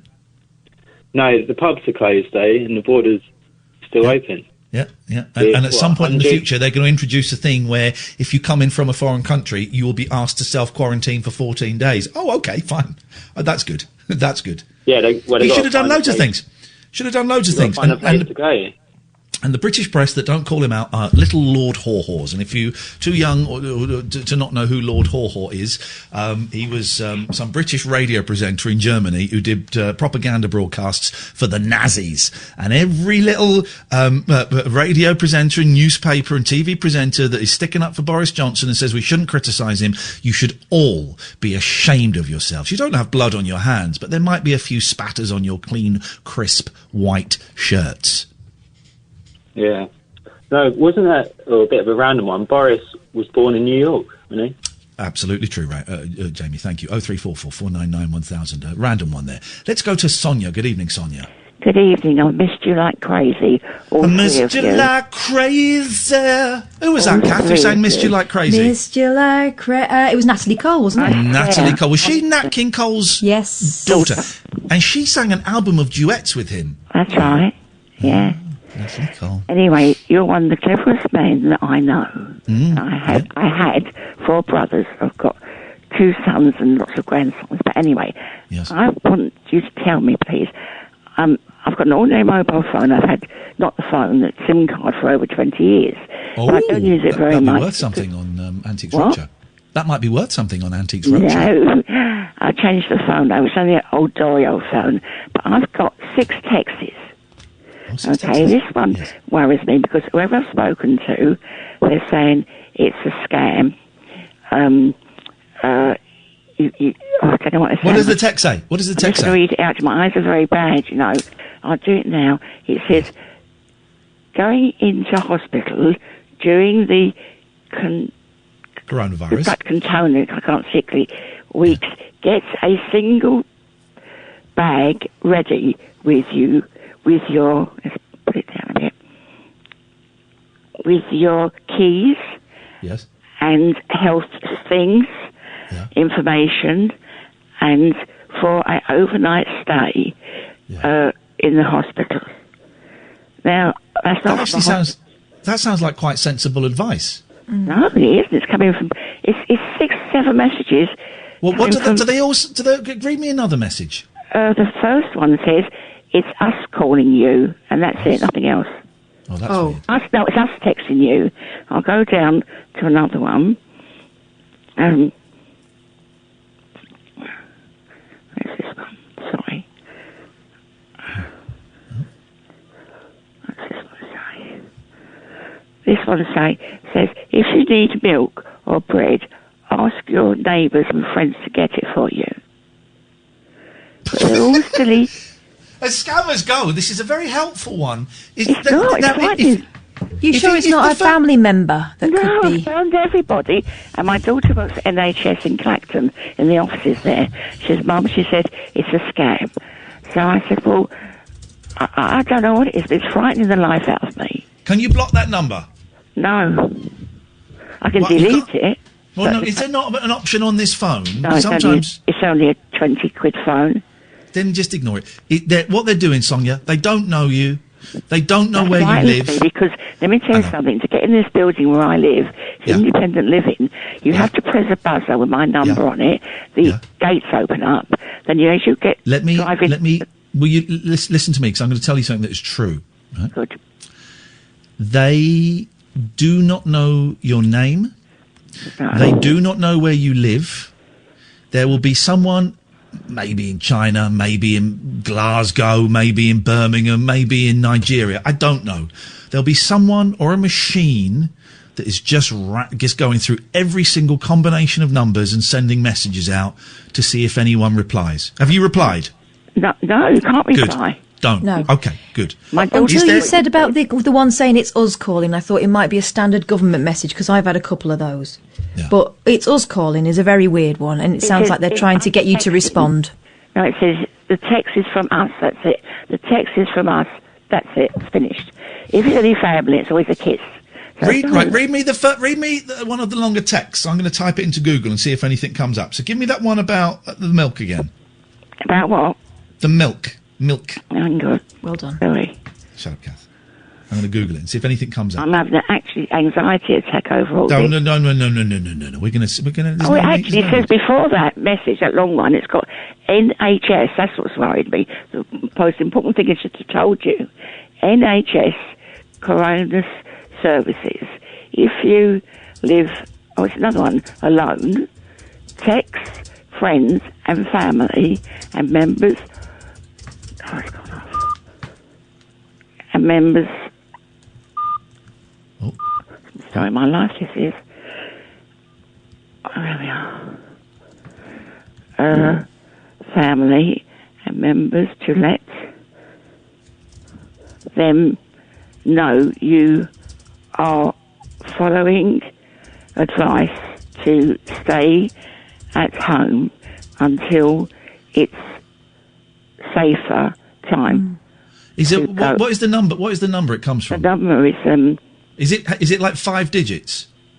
No, it's a whole long number. Right, go offline. Sam, if you can go to Sonia, and if you could get the phone number, and if you could type it up for me, please, Sam, on the screen. Hello, Sam. There we go. Thank you. Get that number. If you type it up on the screen for me, and we'll have a little Google, and we'll see.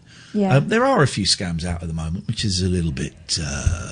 But there are also messages being sent out. I know the NHS have got a text message service. They send people with symptoms daily messages. So the NHS are bum lickers. By the way, Emily Jane, speaking of bum lickers, says, that's true about the hospital bag text. I think this might be a genuine genuine thing. That's why I'm keen to get the number. Then we can have a little check. I wonder if it's us texting is a part two of... Yeah. Yes. Part 2 of 2. Don't worry, guys. And I wonder if we can get her PIN number. Do you want to put Sonia back, Sam? And I'm just going to Google that number. So, I've done it. Okay, I'm just going to Google it. I'm just going to Google it. Let's see.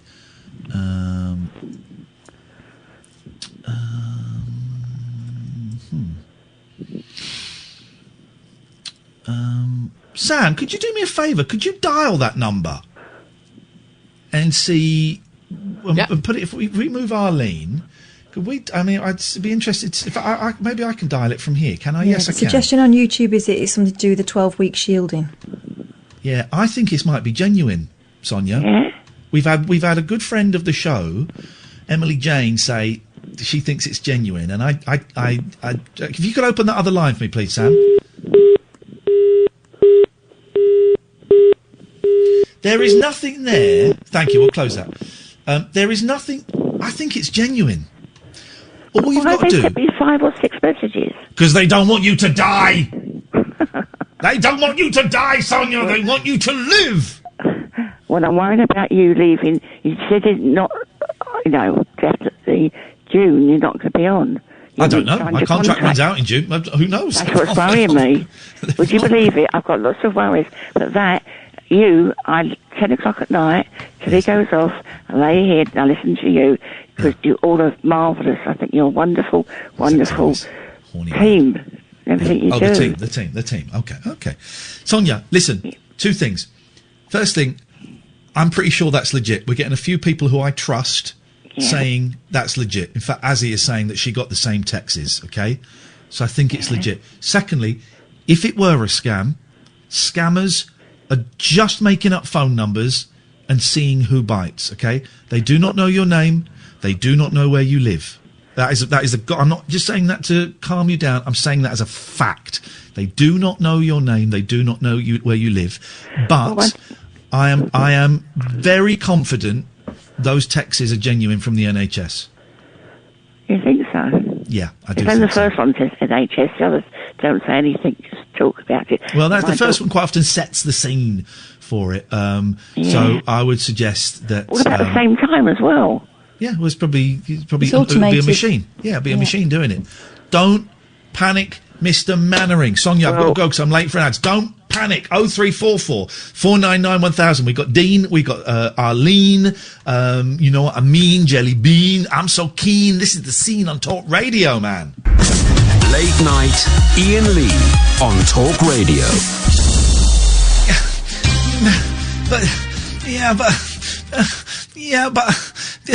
But the phrase "use common sense" was used by Jacob Rees-Mogg to describe the people that died in Grenfell. If they just used common sense, they wouldn't be dead. Also, he wants all the MPs to go back into the House of Commons as soon as possible to set an example. No, he doesn't. Here's my reckoning on that. He knows that will never happen. But if he calls for it, it looks like he's swimming against the tide, right? Exactly. He knows that will never happen. Anyway, the way he lolls about on the benches, no one will be 2 feet from him anyway, will they? Dean is on the line. Good evening, Dean. Hello, Ian. Hello, Cass. I hope you're keeping well, both. What you got for us, Dean? Can I just say about Sonia's text messages? Yes. They are correct. I had them from the NHS as well. I also had a letter from the government saying the exact same thing, and to go on to register to get the food, if you remember. There you go. Beautiful, beautiful. There you go, Sonia. I've got loads of people who are posting the same messages and stuff. They are Yeah, they sent them out quite early, actually, to me, but as I say, it's exactly the same as what Sonia was saying. Yeah, good. All right. What you got for us, Dean? Well, I'm just ringing up to say that I'm in a really good place, and I know I'm going to be in lockdown for quite a long time because I've got to wait for like a jab or something like that, you know. Yeah. An injection. That's what a jab is. Okay. But I've found a new occupation, if you like. Well, not occupation, but hobby. Oh. Thanks to Cass.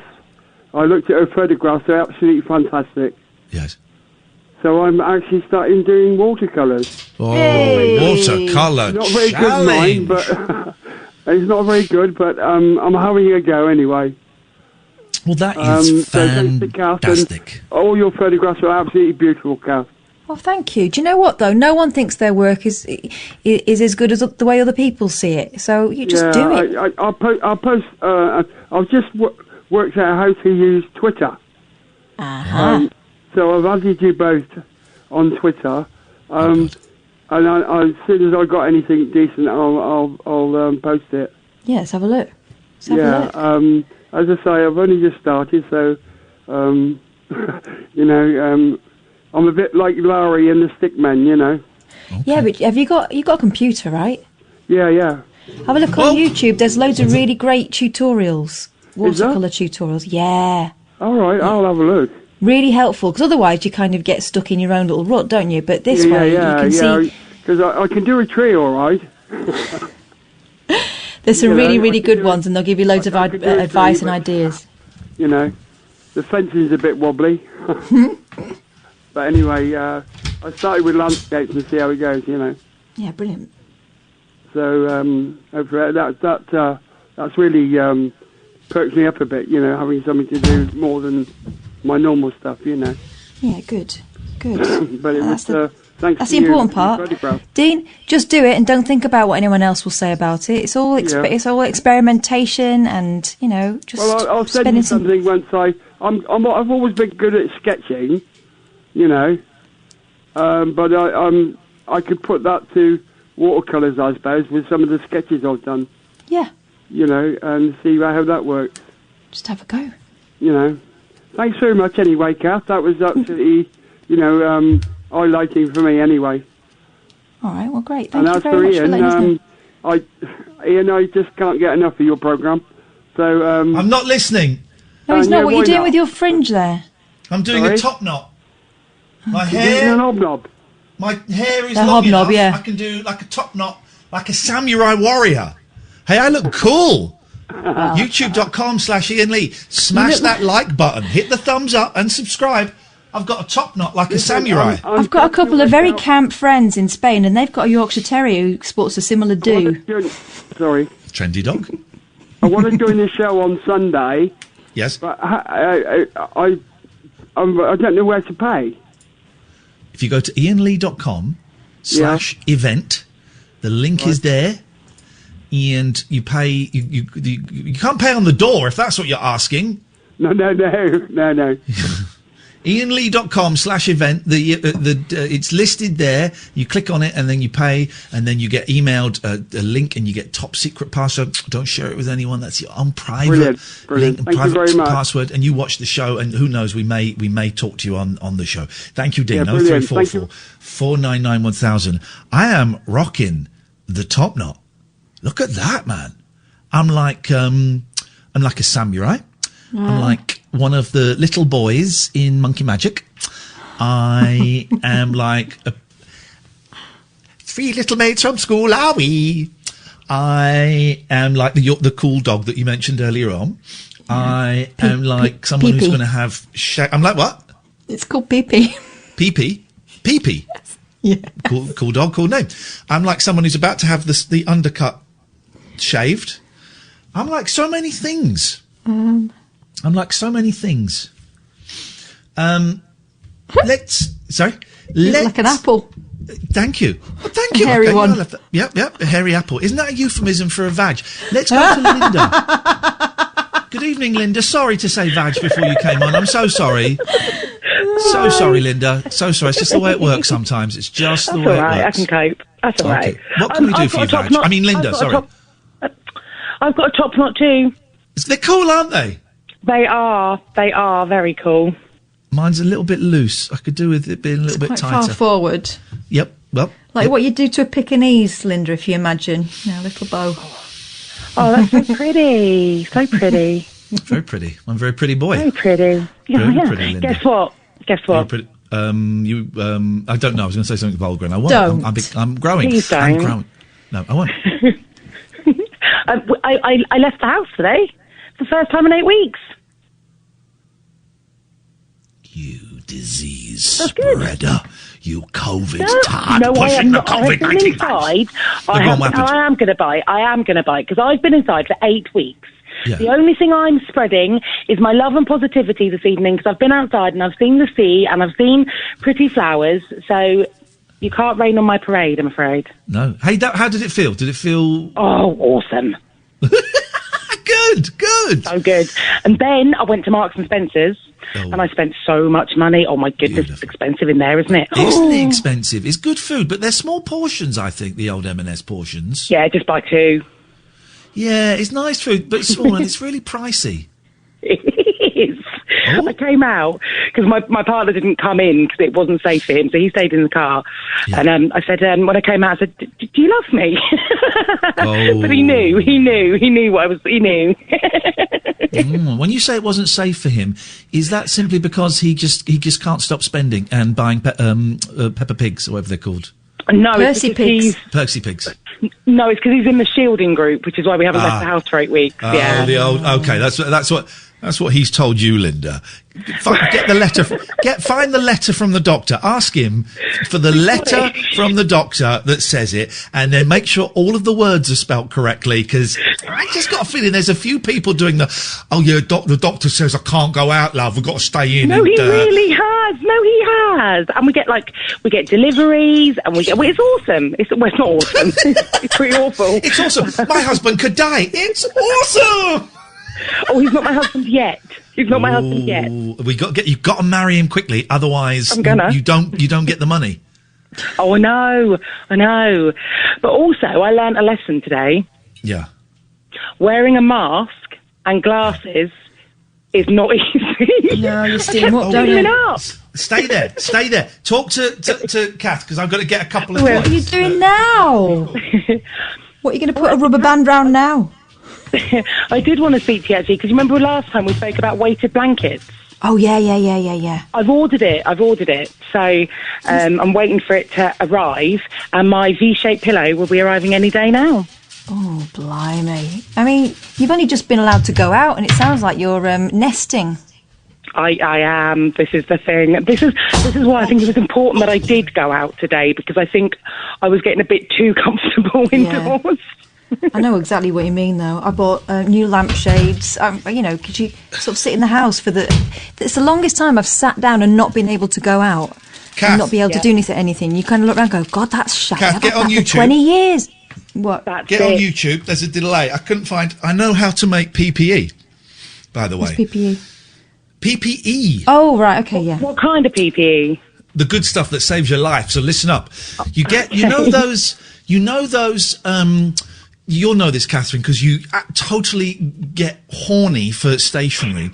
In ring binders, those plastic little files you can get, the transparent ones, you can slip things. Hang on, I've got some. Stay there. Okay. Forget the news. What are you wrapping in there? Hang on. This is going to be awful. Please don't try this at home, anyone, because I don't think this is going to be state-sanctioned PPE. I don't think this is going to... I love stationery as well, though. Stationery is awesome. Gosh, a new book that's not been written in... Oh, kills me to write in it. New pens. Oh, I know. Oh, I bought some really nice... Do you know where I'm missing going the most? Paper Chase. Oh, my goodness. Yes. I love it. It's expensive, but it's just so pretty. I know, God. I go in there and I buy stickers for my kids and I think, do I have to give these to them? I know what you mean. What's he gone to get? Do you know, Catherine? He's going to get a plastic wallet for a ring binder, which I think he's going to stick over his head, and we're supposed to nod and smile and say, well done. That's not particularly safe, is it? No. I haven't got any. No. Oh. But what you do, so these clear plastic wallets, right? Are you still there? Yeah. Okay. Well, then listen. The clear plastic wallets. What you do... I've got them somewhere. All right, well, I will imagine one. Well, what you do is, they've got clips down the side. Yes. You put a pair of glasses through the clips. This is true. The glasses on, the plastic comes over your face like a shield, like PPE. Yeah, right. and sticks out the sides. Yep. So does real PPE. Okay, go on. Hang on, isn't PPE the name of that dog? The cool dog we were talking about? PP, yeah. But look what I've got, guys. If you watch on YouTube, I look like the coolest hipster ever. Have you got? Can you see it? I'm There's a bit delay. delayed. I'm waiting for Here we the go. coolness to begin. Here it comes up. I look like the cool. I look so cool. I'm going to open a shop that only sells cereal. Hang on a minute. Here we go. Something arrived from China for me. Here we go. Here it comes. Here it comes, guys. Bearing in mind, I've got a top knot, and then Kath, I want you to describe what you see. Oh God. There we go. Oh my God. Yep. Describe. Remember the other day we were talking about yellow glasses? Yes. Yellow tinted glasses. He's got some of them on. Yeah, God, you look like, well, I'm going to say it. Oh, a massive knob. For yellow glasses. Hang on. I look like what? A knob. This is Talk Radio. Oh. Late night, Iain Lee on Talk Radio.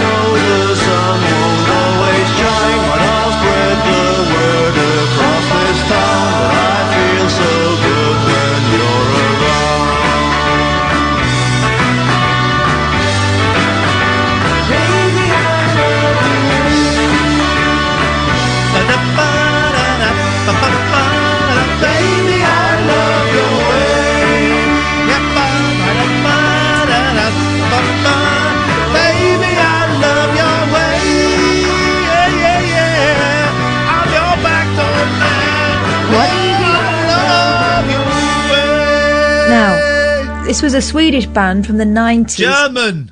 Oh, God. From the 2005s to 2008s. And their name was? Irene. Oh, Irene, of course. How can I forget? Do you know the song Goodnight Irene? No. Okay. I found a plastic wallet, and I am now wearing my homemade PPP. So you get one of those plastic wallets. You need to be a glasses wearer, and you simply, through the little holes... Yeah. I'm going to take a picture of this. I won't get trolled for this. I can see a design. Yes, you will. I can see a design flaw. I don't think you can. What is the design? But I admire your chutzpah, which I think I can. What also is the see from design here. flaw? Well, the band through which you are threading the arms of your specs Yes, sir. is right across your eyes. Right. So how can you see? You're right. It's tricky, and I like what you're saying. So you're saying I need to put the glasses behind. Okay, so I do it the other way. Okay. No, I get it. I like. This is what I like. I like things being improved upon. So if I do it the other way round, there we go. PPE. I am safe. Hello. Welcome to our hospital. Welcome to a hospital. I'm doctor and I'm doing PPE. I'm really happy to meet you. Oh, don't come too close. No, seriously, don't come too close. But we can communicate like this. And we can have a conversazione like this. Little suggestion then, to cover up your ear holes because it gets in through holes, doesn't it? Pardon? Why don't you thread another hole further down the arm of your glasses, and then you get a wraparound? Is that the same as a reach around? Similar, yeah. Okay. Thorough. Okay. Well, All the spots are covered. Okay, Catherine. I get it. Sorry, I get it. You're taking the PPE out of me. I get it. That's fine. I would counter with one very, very simple question. What have you done today to make you feel proud? I've been making masks that have been approved by the Centre for Disease Control. Oh, approve my dick for the Centre of I don't think we could. Control. Oh, I've got a story about the man with the biggest penis in the world. Oh, yeah. How's he doing? I haven't seen him for a while. I'm fine, thanks for asking, Kath. Oh, no. Oh, I thought it was the man who is the biggest penis in the world. I could say you walked straight into that one, but might not go down too well. And they keep on coming. Even the coming reference was a joke. No. Put it away. Husband wants to name our baby after a cat. No. Don't believe that. Is that Reddit? Mrs. Hinch shows just how much dirt is hiding in your hairbrush, and it's so gross. Well, don't look. Beast of Dartmoor fears after dog walker finds huge clawed paw prints in mud. We should have been doing this at the start. Here we go. Meet the men who claim to have the biggest penises in the world. Oh, my God. Oh, God. It's Philip Schofield holding a dildo, and that's not even a joke. That is not... Let me get it up on this computer. Yeah. It's from this morning, and it's the image I've got is Philip Schofield holding a cutout penis and sticking it onto a dummy. I mean, listen, guys, we know he came out, but he doesn't have to fondle them on television. He's almost literally ramming it down my throat. Down our throats, yeah. That's what we feared would happen. Here we go. Meet the men who claim they have the biggest penises in the world. Well, there's only you only have the big bigger. Man with the biggest penis appears. Oh, hang on. Appears on this morning. So let's have a little look. See it. Let's. Hang on a minute. No, that's no good. I think I've seen a picture of one of him. It looks like it's like in a sports sock. Is that one? If his name's not... Is he Mexican? Then it's the wrong guy. Hang on. Here we go. Big old Willie coming up for you, Kath. Most authorities say that the mean length of a flaccid male organ is normally round about 3 to 4 inches. Is that all? That's illustrated here by the diagram that I've got by the side of me, and that is the sort of length of a usual. You'd know, Philip. Tough crowd. Flaccid male penis. Now this is you on the scale. Right. So this is the sort of thing that we're talking about. There we go. So that is the difference between the average male and you. And that is flaccid about 9 inches. Right. It varies with temperature. It goes from 8 to 9. It's always cold. Does size matter? Well, for these men, yes, it certainly does. They claim to have the biggest penises in the world, with one man boasting his manhood reaches over 18 inches long. But while some may see them as blessed, they've actually come unstuck thanks to their genitals. One man says his lengthy penis has stopped him pursuing his acting career, as Hollywood directors think it will become a distraction. What? Why?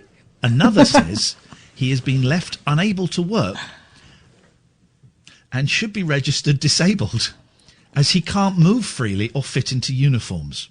Gosh. One man was even accused of shoplifting when a store assistant accused him of smuggling goods in his trousers. Oh, yeah, I saw that one in the news. So there's one is Jonah Falcon, New York, who says it's thicker than my wrist. Actor Jonah Falcon said his 13.5-inch penis has hampered his career, as film directors are sometimes put off by his manhood fame, but it hasn't stopped him bedding A-listers. Speaking about his famous conquests in the bedroom, Jonah said, "Yeah, I slept with celebrities, including Oscar nominees and Oscar winners. But I can't talk about that." Well, you already did. Jonah, who is openly bisexual, said he couldn't reveal whether the celebrities were men or women, but did confirm, it wasn't Meryl Streep. So that tick her off the list. That Catherine, narrows it right down. Tick her off the list, so to speak. The 47-year-old. We'd have to widen it. No, the 47-year-old previously hit headlines when he caused a security alert at a US airport due to a bulge in his trousers. It's more like an armadillo.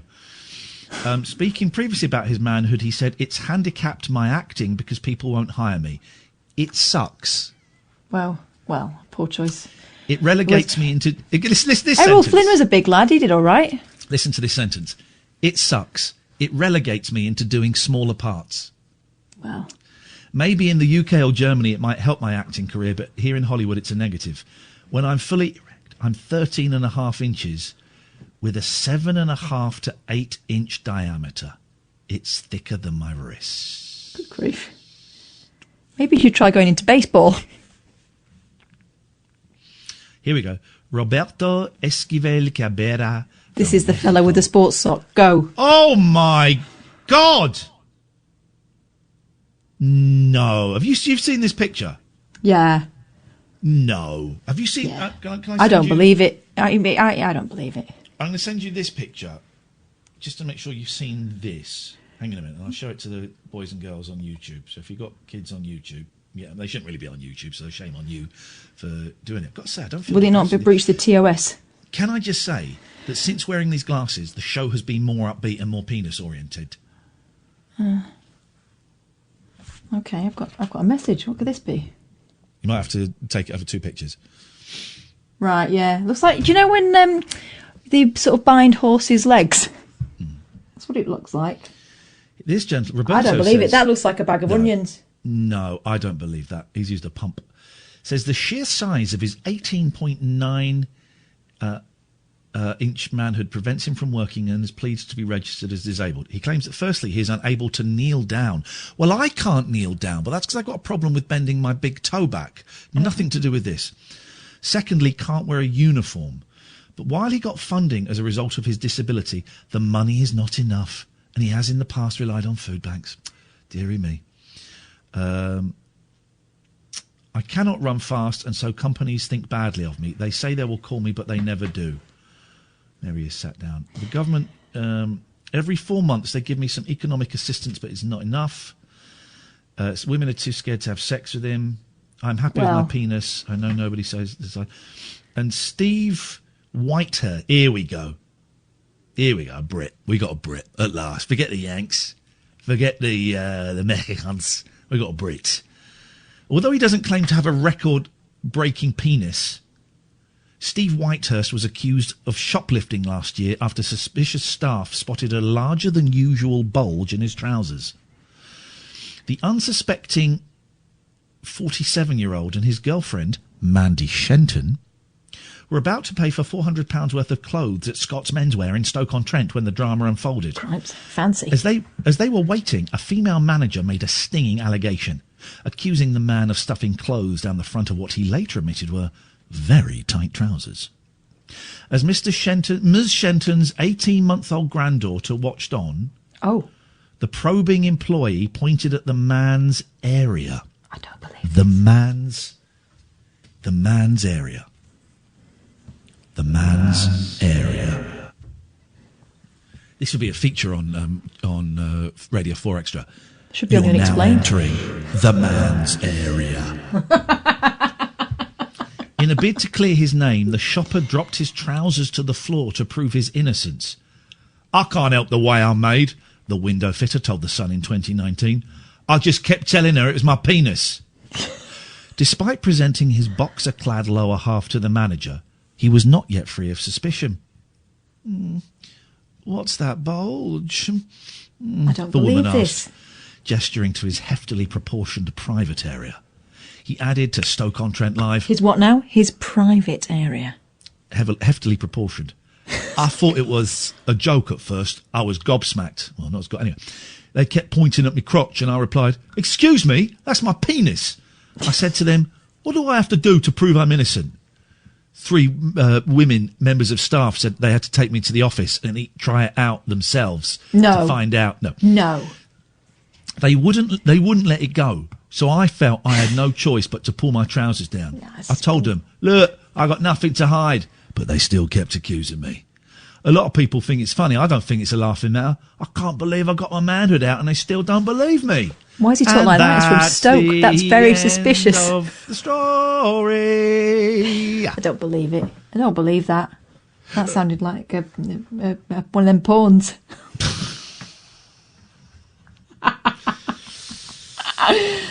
Oh, blimey, what a world. What a world. Oh, we should take a break to Talk Radio, isn't it? Late night, Iain Lee on Talk Radio.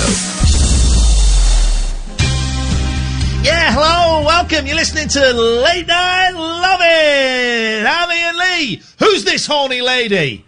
Oh, my God, What's your name, love? What's your name, love? Let me tickle it out of you. Tickle, tickle, tickle, tickle, tickle. Tickle, tickle, tickle, tickle, tickle. It's Catherine Boyle and we love her. We absolutely love her. Absolutely love her. Not in that way. Don't be so daft. Tonight on Late Night Love, we're taking your phone calls. 0344 499 1000. What gets you excited in the bedroom? Have you ever used food on a ding-dang? And what's in your bedside? Come on in, mother. Give us a call now and we'll find out exactly what's going on in the love lives of Great Britain and maybe from all over the world. Let's go to Barry from Watford. Good evening, Barry. What's in your bedside table, Barry? Hello, Barry. We're talking sex because there's nothing to be ashamed of. There is nothing to be ashamed of. What is in your bedside table, Barry? What have you got in there? I've got my eye drops. I've got my comb. I've got something nice, a bit of grease to put on my hair. Lovely. And a massive tub of blues. But I tell you what, tonight it's been very up-tempo, isn't it? Very, very sexy. All the talk, even from Catherine, penis on your lips, my love, was very lovely tonight, listening to that. Barry, we've all got lockdown love on our mind, and I don't mean bondage, although I'm open to suggestions. We're all feeling a little bit randy. You're living with your partner of... How long have you and Margaret been married? 63 years. Wowzers. And has she ever been with another man in that time? Well, you know about Mr. Prakash from the Halifax. I do. They went off together. They went to Wimpy Bar. She tucked into his king size. He had a lick of her brown derby. But the point was, we got back together. And it's staying power. And we keep the spice, how can I put it? The spice in the marriage very much alive. Your 63 years, though. I was going to say, do you think you're going to make it to 69? No, I don't. I'm not so keen on that one. But the point is... It's gone out of fashion. It's gone out of fashion. 69 has gone out of fashion, and I do not know why. It's a classic. Well, it's a meal for two with a terrible view, but the thing is, it does keep things going. Now, look, okay, as you get together, as you go down the marital road, okay, there may be some turnings off. You might want to go down the avenue called infidelity. Yes. You might feel you're heading for a cul-de-sac. But we are very much on a dual carriageway, my friend. Does that mean two women at once? Yeah, well, no.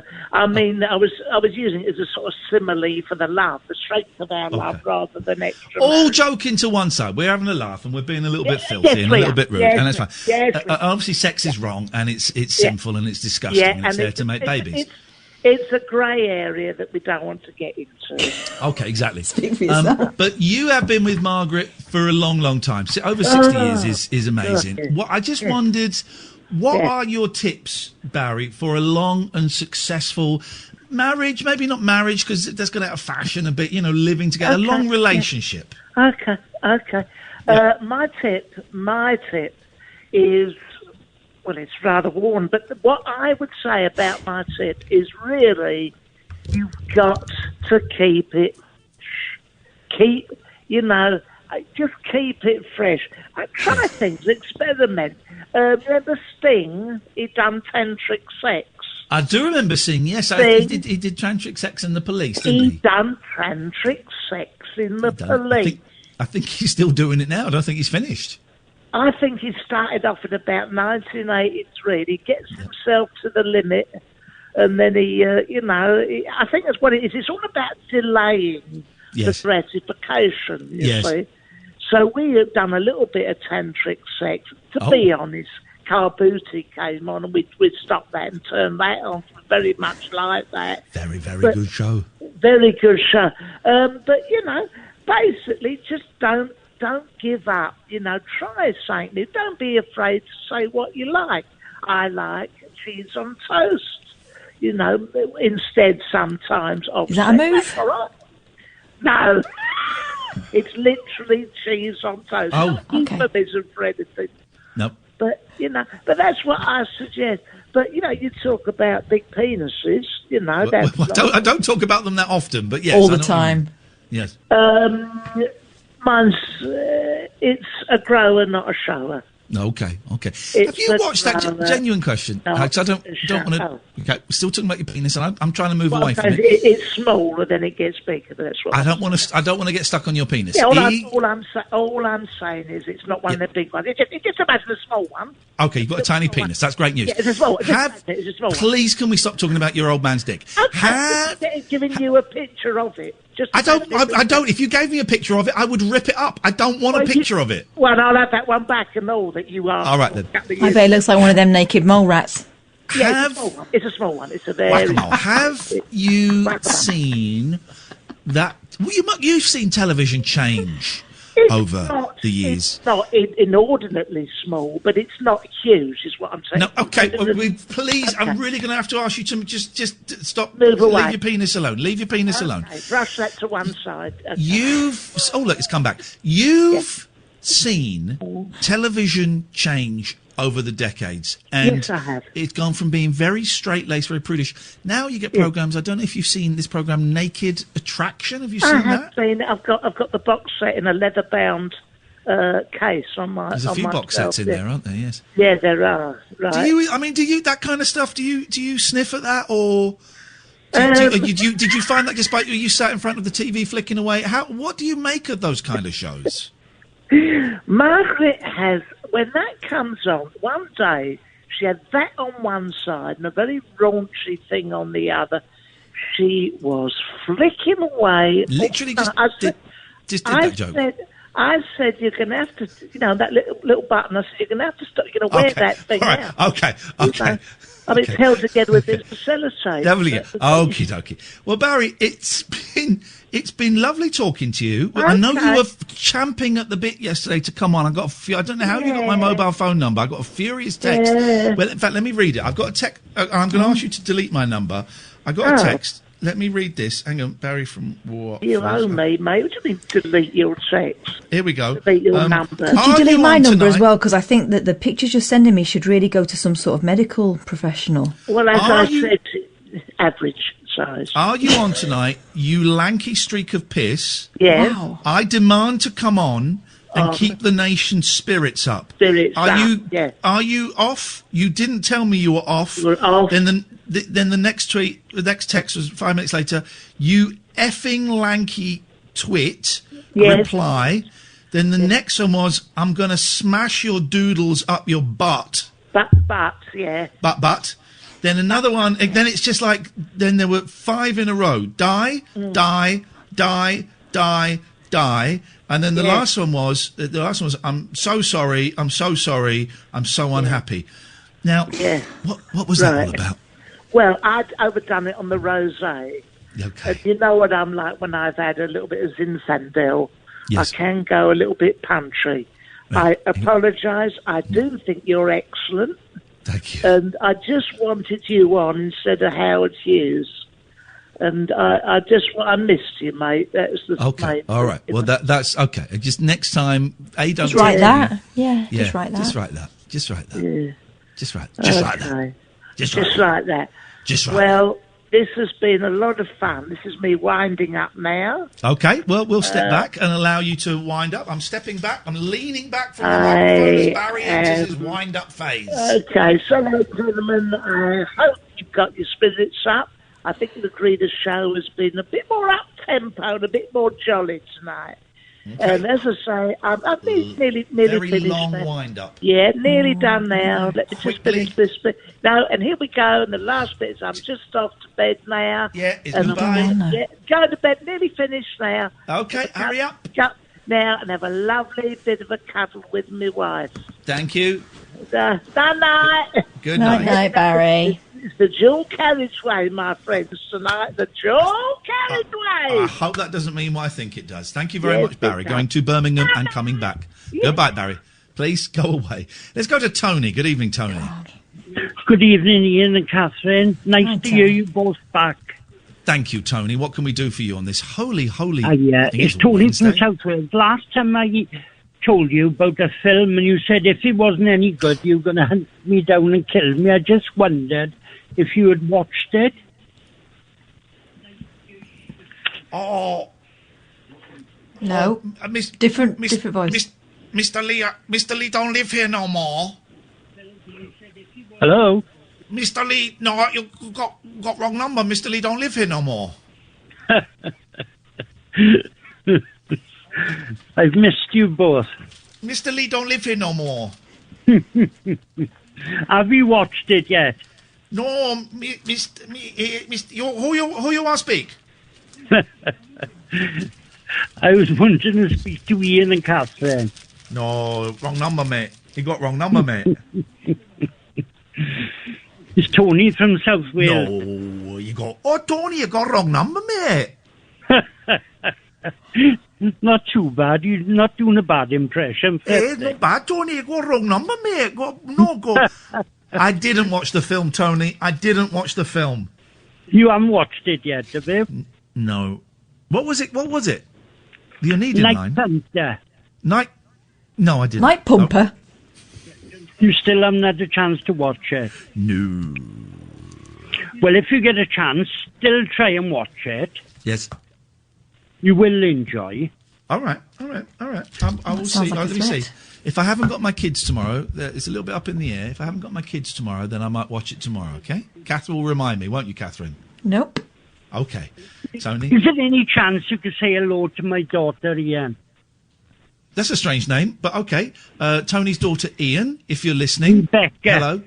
What? Thank you, Tony. 0344 499 1000 is the telephone number. I'm kind of assuming you've got her phone number.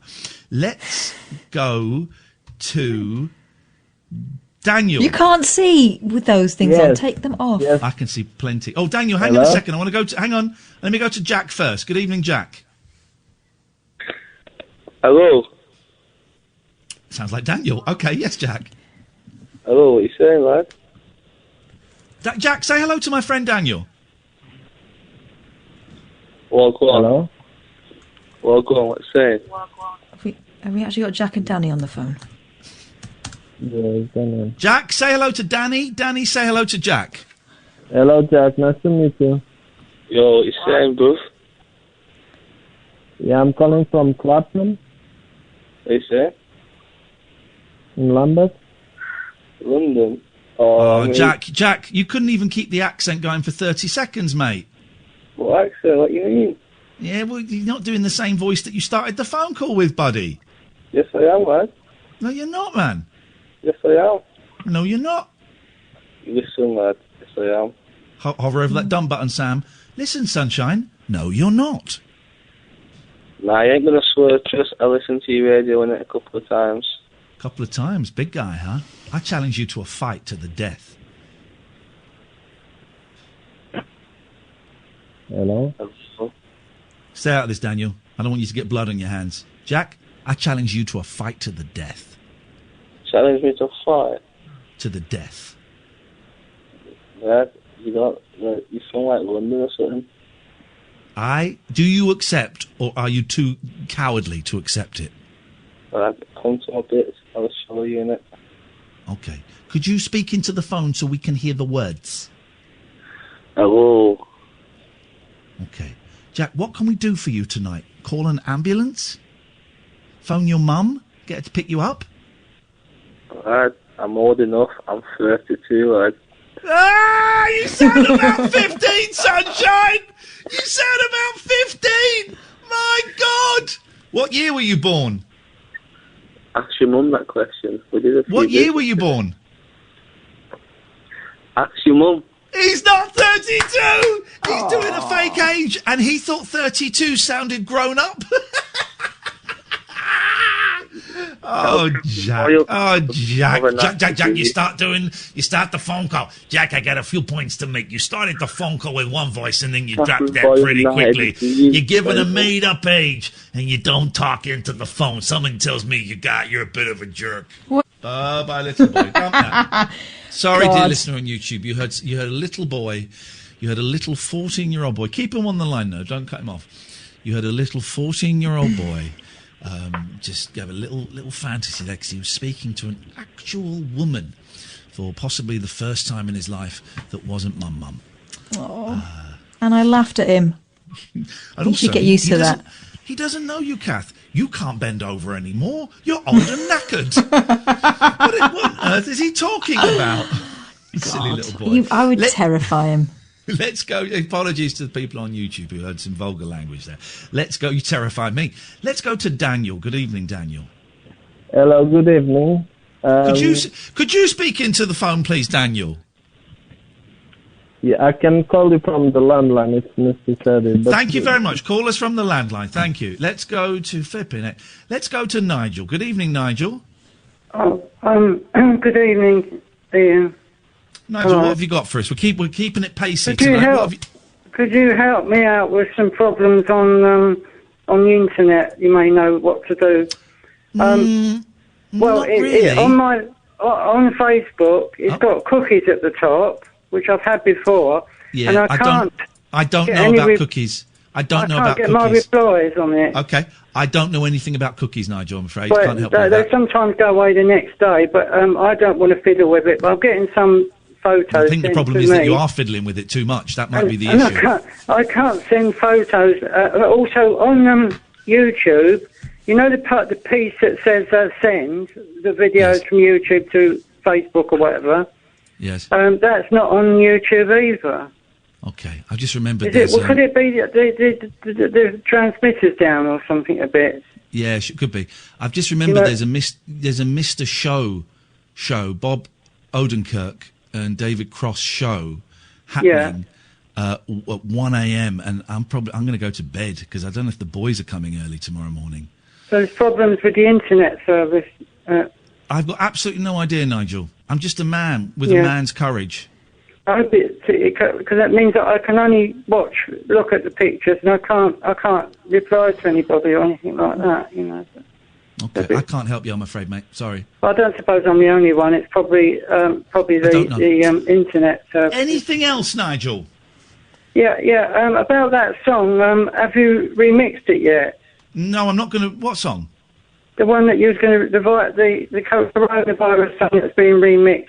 Oh, no, I'm again. not doing it. I'm not doing it. Dan's doing it, and I don't know when it's happening, so I can't help you with that But either. I'm he's afraid. definitely doing this, is he? I don't know. He said he was, but he might be busy. Well, you told me he was doing it. And Okay, I keep looking Nigel, I might have got it wrong. He told me he was doing it, but I know he's really Yeah. busy. So, you know, Oh, let's it doesn't assume matter, but it's good if he could do it. Let's assume Yeah. it's not going to happen, and if it does, it'll be a nice surprise. It would, but obviously people already heard it. But it'd be better with a beat, wouldn't it? It would be better with a beat. Nigel, is there anything we can do? Because I'm going to move on. Ian? Yeah, what? Have you had a couple of good days off? You was off for a couple of days. Yeah, really couple of good days. Nigel, I'm going to move on unless there's anything else you feel compelled No, by the spirit I'll to call say. you another night. I'll call Thank you later very on much, for Nigel. some. 0344 499 1000. Daniel's back on the old LL landline. It may be one word, I'm not 100% sure, so it could just be L. Good evening, Daniel. Good evening. So the thing is, I would like to have a code name like Rainbow George S. Like I would like to have Okay, how about Dickhead Daniel? No, Dotty Daniel. Dutty Daniel. Dotty. Dirty, like Dirty Diana. Dotty. Dotty. Okay, Sam, can you change it to Dirty Daniel on the phone system, please? If you can just change his name to Dirty, Dirty Daniel. There you go. You'll forever be known as Dirty Can it be Daniel. Murky instead of Dirty? Murky. Melky. Murky. Milky. M-U... Can you change it to Milky Daniel, please, Sam? M-I-L-K-Y. Milky Daniel, if you wouldn't mind, Sam. Thank you so much. It's appreciated. He's doing it now. There you go. So from now on, you're going to be Milky Daniel, as in too much milk. I like it. Milky Daniel. The thing is, I now have a website. Is it milkydaniel.com? No, it's cubicpostcode.com. Okay, you're still going with that stuff, are you? Cubicpostcode.com. It's all together, just cubicpostcode.com. All one word? Yeah, just one word. Is it all lowercase? Any capitals? Doesn't matter. Email and address doesn't matter.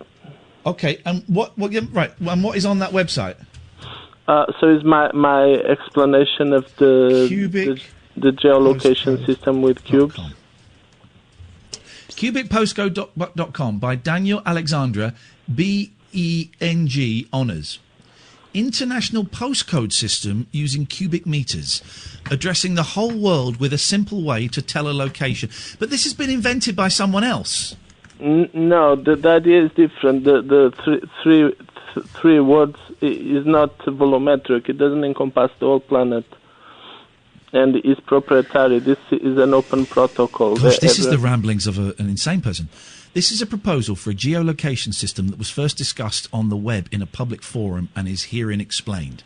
A matrix grid of cubes with an edge of 21 million metres is centred on the centre of mass of Earth and oriented along its imaginary axis north-south, with Greenwich Prime Meridian along the middle of the front. Ian, we've heard this about 6 times. Why are you reading it out again? It is a matrix of... Now, this is a long number, 9261000000, a lot of zeros. The number 21 million, interestingly, is the limit of bitcoins that the Bitcoin network will ever have in circulation. Interestingly, 21 million cubed has 22 digits. Why is that interesting? Because it's elegant and it's compact, it's universal. It's just like a phone number. And it's very simple to tell a location. Okay, well, your website, I found a game-breaking bug. If you click on the Twitter link at the bottom, or the Facebook link at the bottom, or the Instagram link at the bottom, I know. It's under or the email link at the bottom, it doesn't take you anywhere. I know, because I didn't create yet the account. It's under construction, but, it's a feature I will add in the future. Okay. Can I say another thing? Only because we've got another calls and we're coming towards the end of the show and I'm not that bothered, so yeah. So one of these days, the guy that created the music for BBC News channel, this he came on TV and explained how he came up with this music, was very interesting. And I was thinking it would be nice also to meet on TV the lady that does the voice of the bus in London, because every bus has this voice. Mind the Gap. That's trains, isn't it? Yeah, no, not Mind the Gap. The one that says the locations when you are inside the bus. Highgate Station. When you go inside the bus... Next stop is Tottenham Court Road. Yeah. Who is the lady that does that voice? I would like to see her on Jonathan Ross or something. I would like to see the lady who does. Graham Norton. Okay. You want her on Graham Norton. All right, Milky, thank you. Thank you. Bye-bye. 03444 499 1000. That was Milky Daniel there. This is Talk Radio. Late night, Iain Lee on Talk Radio. The fun facts you get on Twitter, Catherine. I've just read a fun fact on Twitter. Yeah. Would you like to hear it? Always. The World Health Organization warns the coronavirus may never go away. Fun facts on Twitter. 0344 499 1000. This call is going to last about 8 seconds. Good evening, Liam. Good evening, Ian. I will try to be 8 seconds as best I can. I don't want to end the show on a downer. Then don't. Should I try and put a positive spin on it? I don't know if I can. Well, what is it? Well, I'm a teacher. I'm currently working from home and occasionally going to school.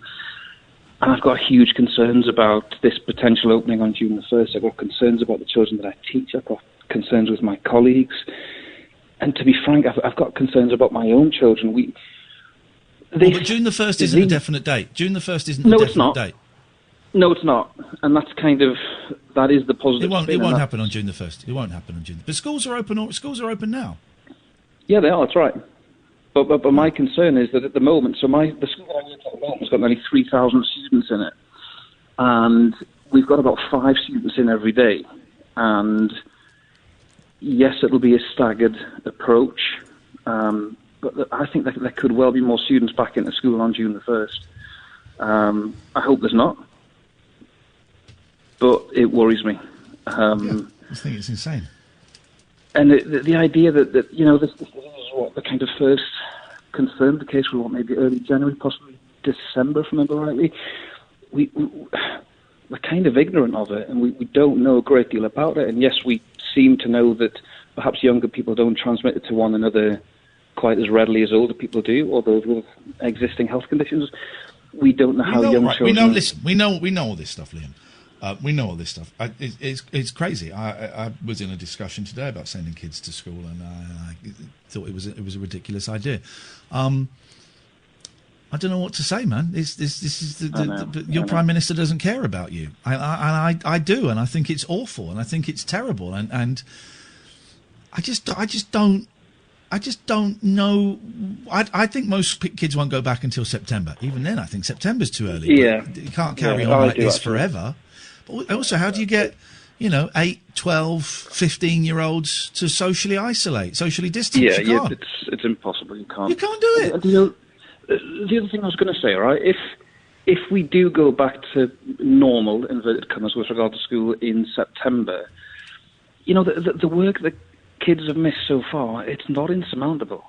There's, kids catch up, and to be frank with you, as they get older and as they get into year 11, they catch up pretty quickly. And the work they missed out on. So, what's that? Sorry. New normal. That's a posh woman saying new normal. New normal. Oh, sorry, Kath. Sorry, yeah. It wasn't me. It's not Kath. She's common as muck. Thank you. I think the kids are being set too much work now to do at home. I agree. Because you're right, they'll pick them up, particularly the younger ones. The amount of work my 8-year-old's got is insane. Yeah. And I'm being very relaxed about it, because they'll pick it up. Exactly older kids that are getting ready for exams. I get that. That's a tough one. It is. I'm sorry to interrupt, but even older kids, even those who are in year 10 now, who will be going into year 11, and those in kind of sixth form courses, kids catch up quickly. They really do. When you get to that, it's usually when you get to the Christmas in the final year, when often kids in year 11 really start to work hard, and the progress they make from Christmas to the start of their exams can often double where they were previously, if not more. It's not insurmountable what the young people will miss. It really isn't. And I think for the sake of a couple of weeks, potentially 3, 4, 5 weeks before the summer holidays anyway, that just seems madness to me. And I know you agree. I do agree. And I do agree. And I have no words of comfort. Being honest about it. I have no words of comfort to offer you. I think you're lambs to the slaughter. Okay, hang on. Maybe the kids are the lambs to the slaughter, and you're mutton. Either way, well, I've been called that before. Yeah. And of course, kids have to go back to school because parents have to work, and it's all of there's so many things. But I do not see, and we have not, by our ridiculous idiot of a Prime Minister, we have not had one description of how they're going to make schools work. Are you going to stagger it? Okay, stagger it. Fine. So you have the youngest and the eldest going in, right? Well, then that means you can have 15 kids in a classroom, maybe, although that brings its own problems. But then what do you do when the other kids come in? There isn't. Schools are crowded. If you've ever been in a school, as you have, because you work there, but if you go into school, they're crowded. They're more crowded than they were when I was at school 30 years ago. Yeah. They're crowded. There's no room. Yeah, they are. So I don't know how you stagger it. I don't know how you make it work. I've always been a fan of the majority of teachers anyway, even when it was fashionable to knock teachers. And now Oh no! Hang on a minute. I'm being stupid, Liam. I know exactly what you have to do. Stay alert. Of course, you've got to wash your hands, haven't you, as well? Stay alert. Wash your hands. Stay. Open a window. Open a window. Of course, I'll remember that one. as the teacher, can you not have, when The Who did a tour in 1989 and Pete Townsend was deaf, he had a soundproofed, clear plastic booth built for him that he would play most of the concert in. Could you not have a soundproof, clear plastic booth built around you? Well, we could. The other thing we could, of course, do as well is we could maybe get some estate agents in to wipe all the door handles as we go around the school. That could work. That might be the way forward, Liam. That might be the way forward. I wish you luck, man. I wish you luck. Stay safe. How old are the kids that you teach? 11 to 18, secondary school. Mate. We're entering. We are. I don't think we're in one weird world, but we are about to enter slowly over the next 6 months. We're about to enter a very strange alien world that will become normal to us. These things become normal. Lockdown is now normal, right? Yeah, that's true, but we are about to enter a very strange world, and I got it easy. I can broadcast from home as long as I need to, but that doesn't stop me being concerned, and nor should it stop me being concerned about you, about those poor souls that were coming out of those crammed buses today, about everybody. It's about our estate agent friend. I wish you luck, man. I wish you the best. Thank you, and thank you so much, and bless you. And you two both stay safe, and might speak again one day. Thank you, mate. You let us know how it goes. Cheers, mate. 03444991000. I'm sorry, we're a little bit cautious there because I thought it might be a wind-up after the previous guy. I've got no words because I don't know what the answer is, but I'm allowed to say I think the current solutions are pony, but I don't have a better answer. My kids aren't going back until September, right?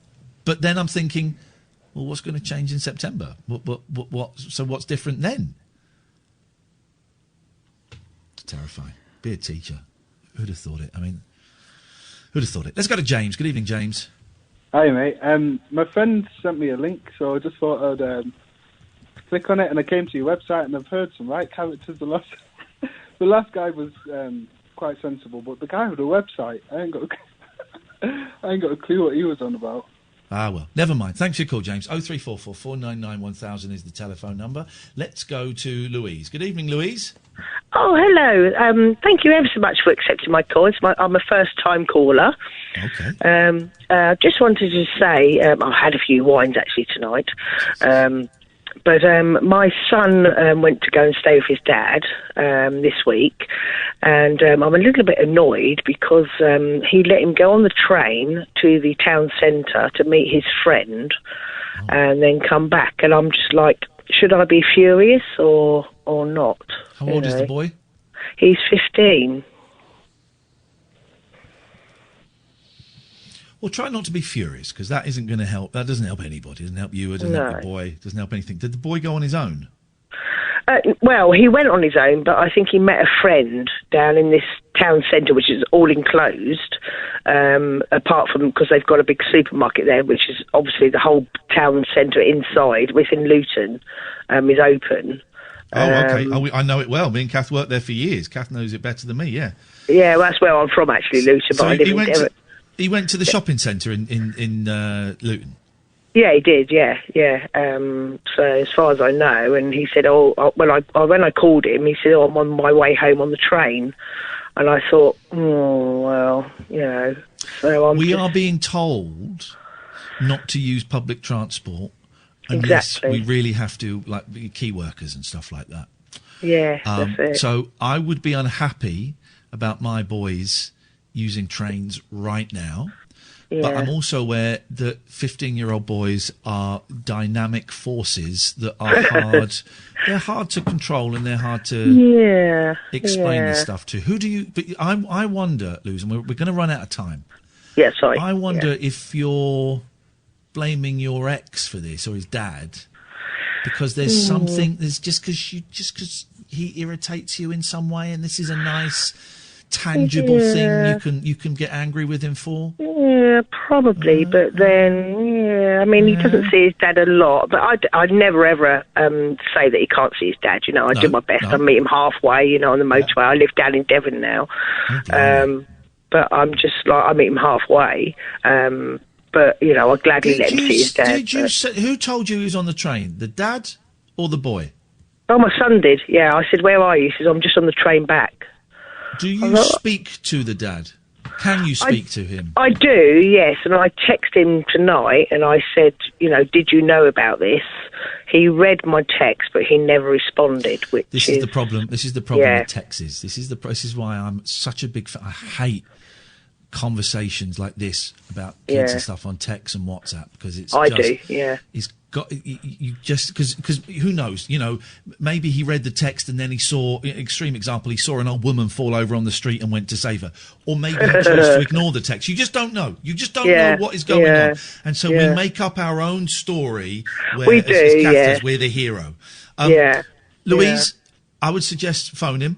I have to go because we're coming to the end of the show. Thank you.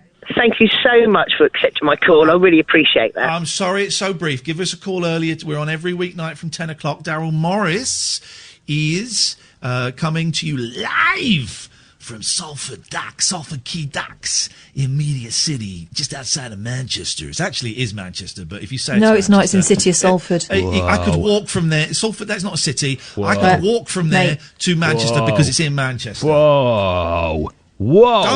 Watch your tone, Lee. Oh, here we go. This whole imperialist... Watch yourself. This is Salford. Get in the bin. Get in the bin. Shut your face, Morris. Hello. Yep. Your tweet made me cry a little earlier.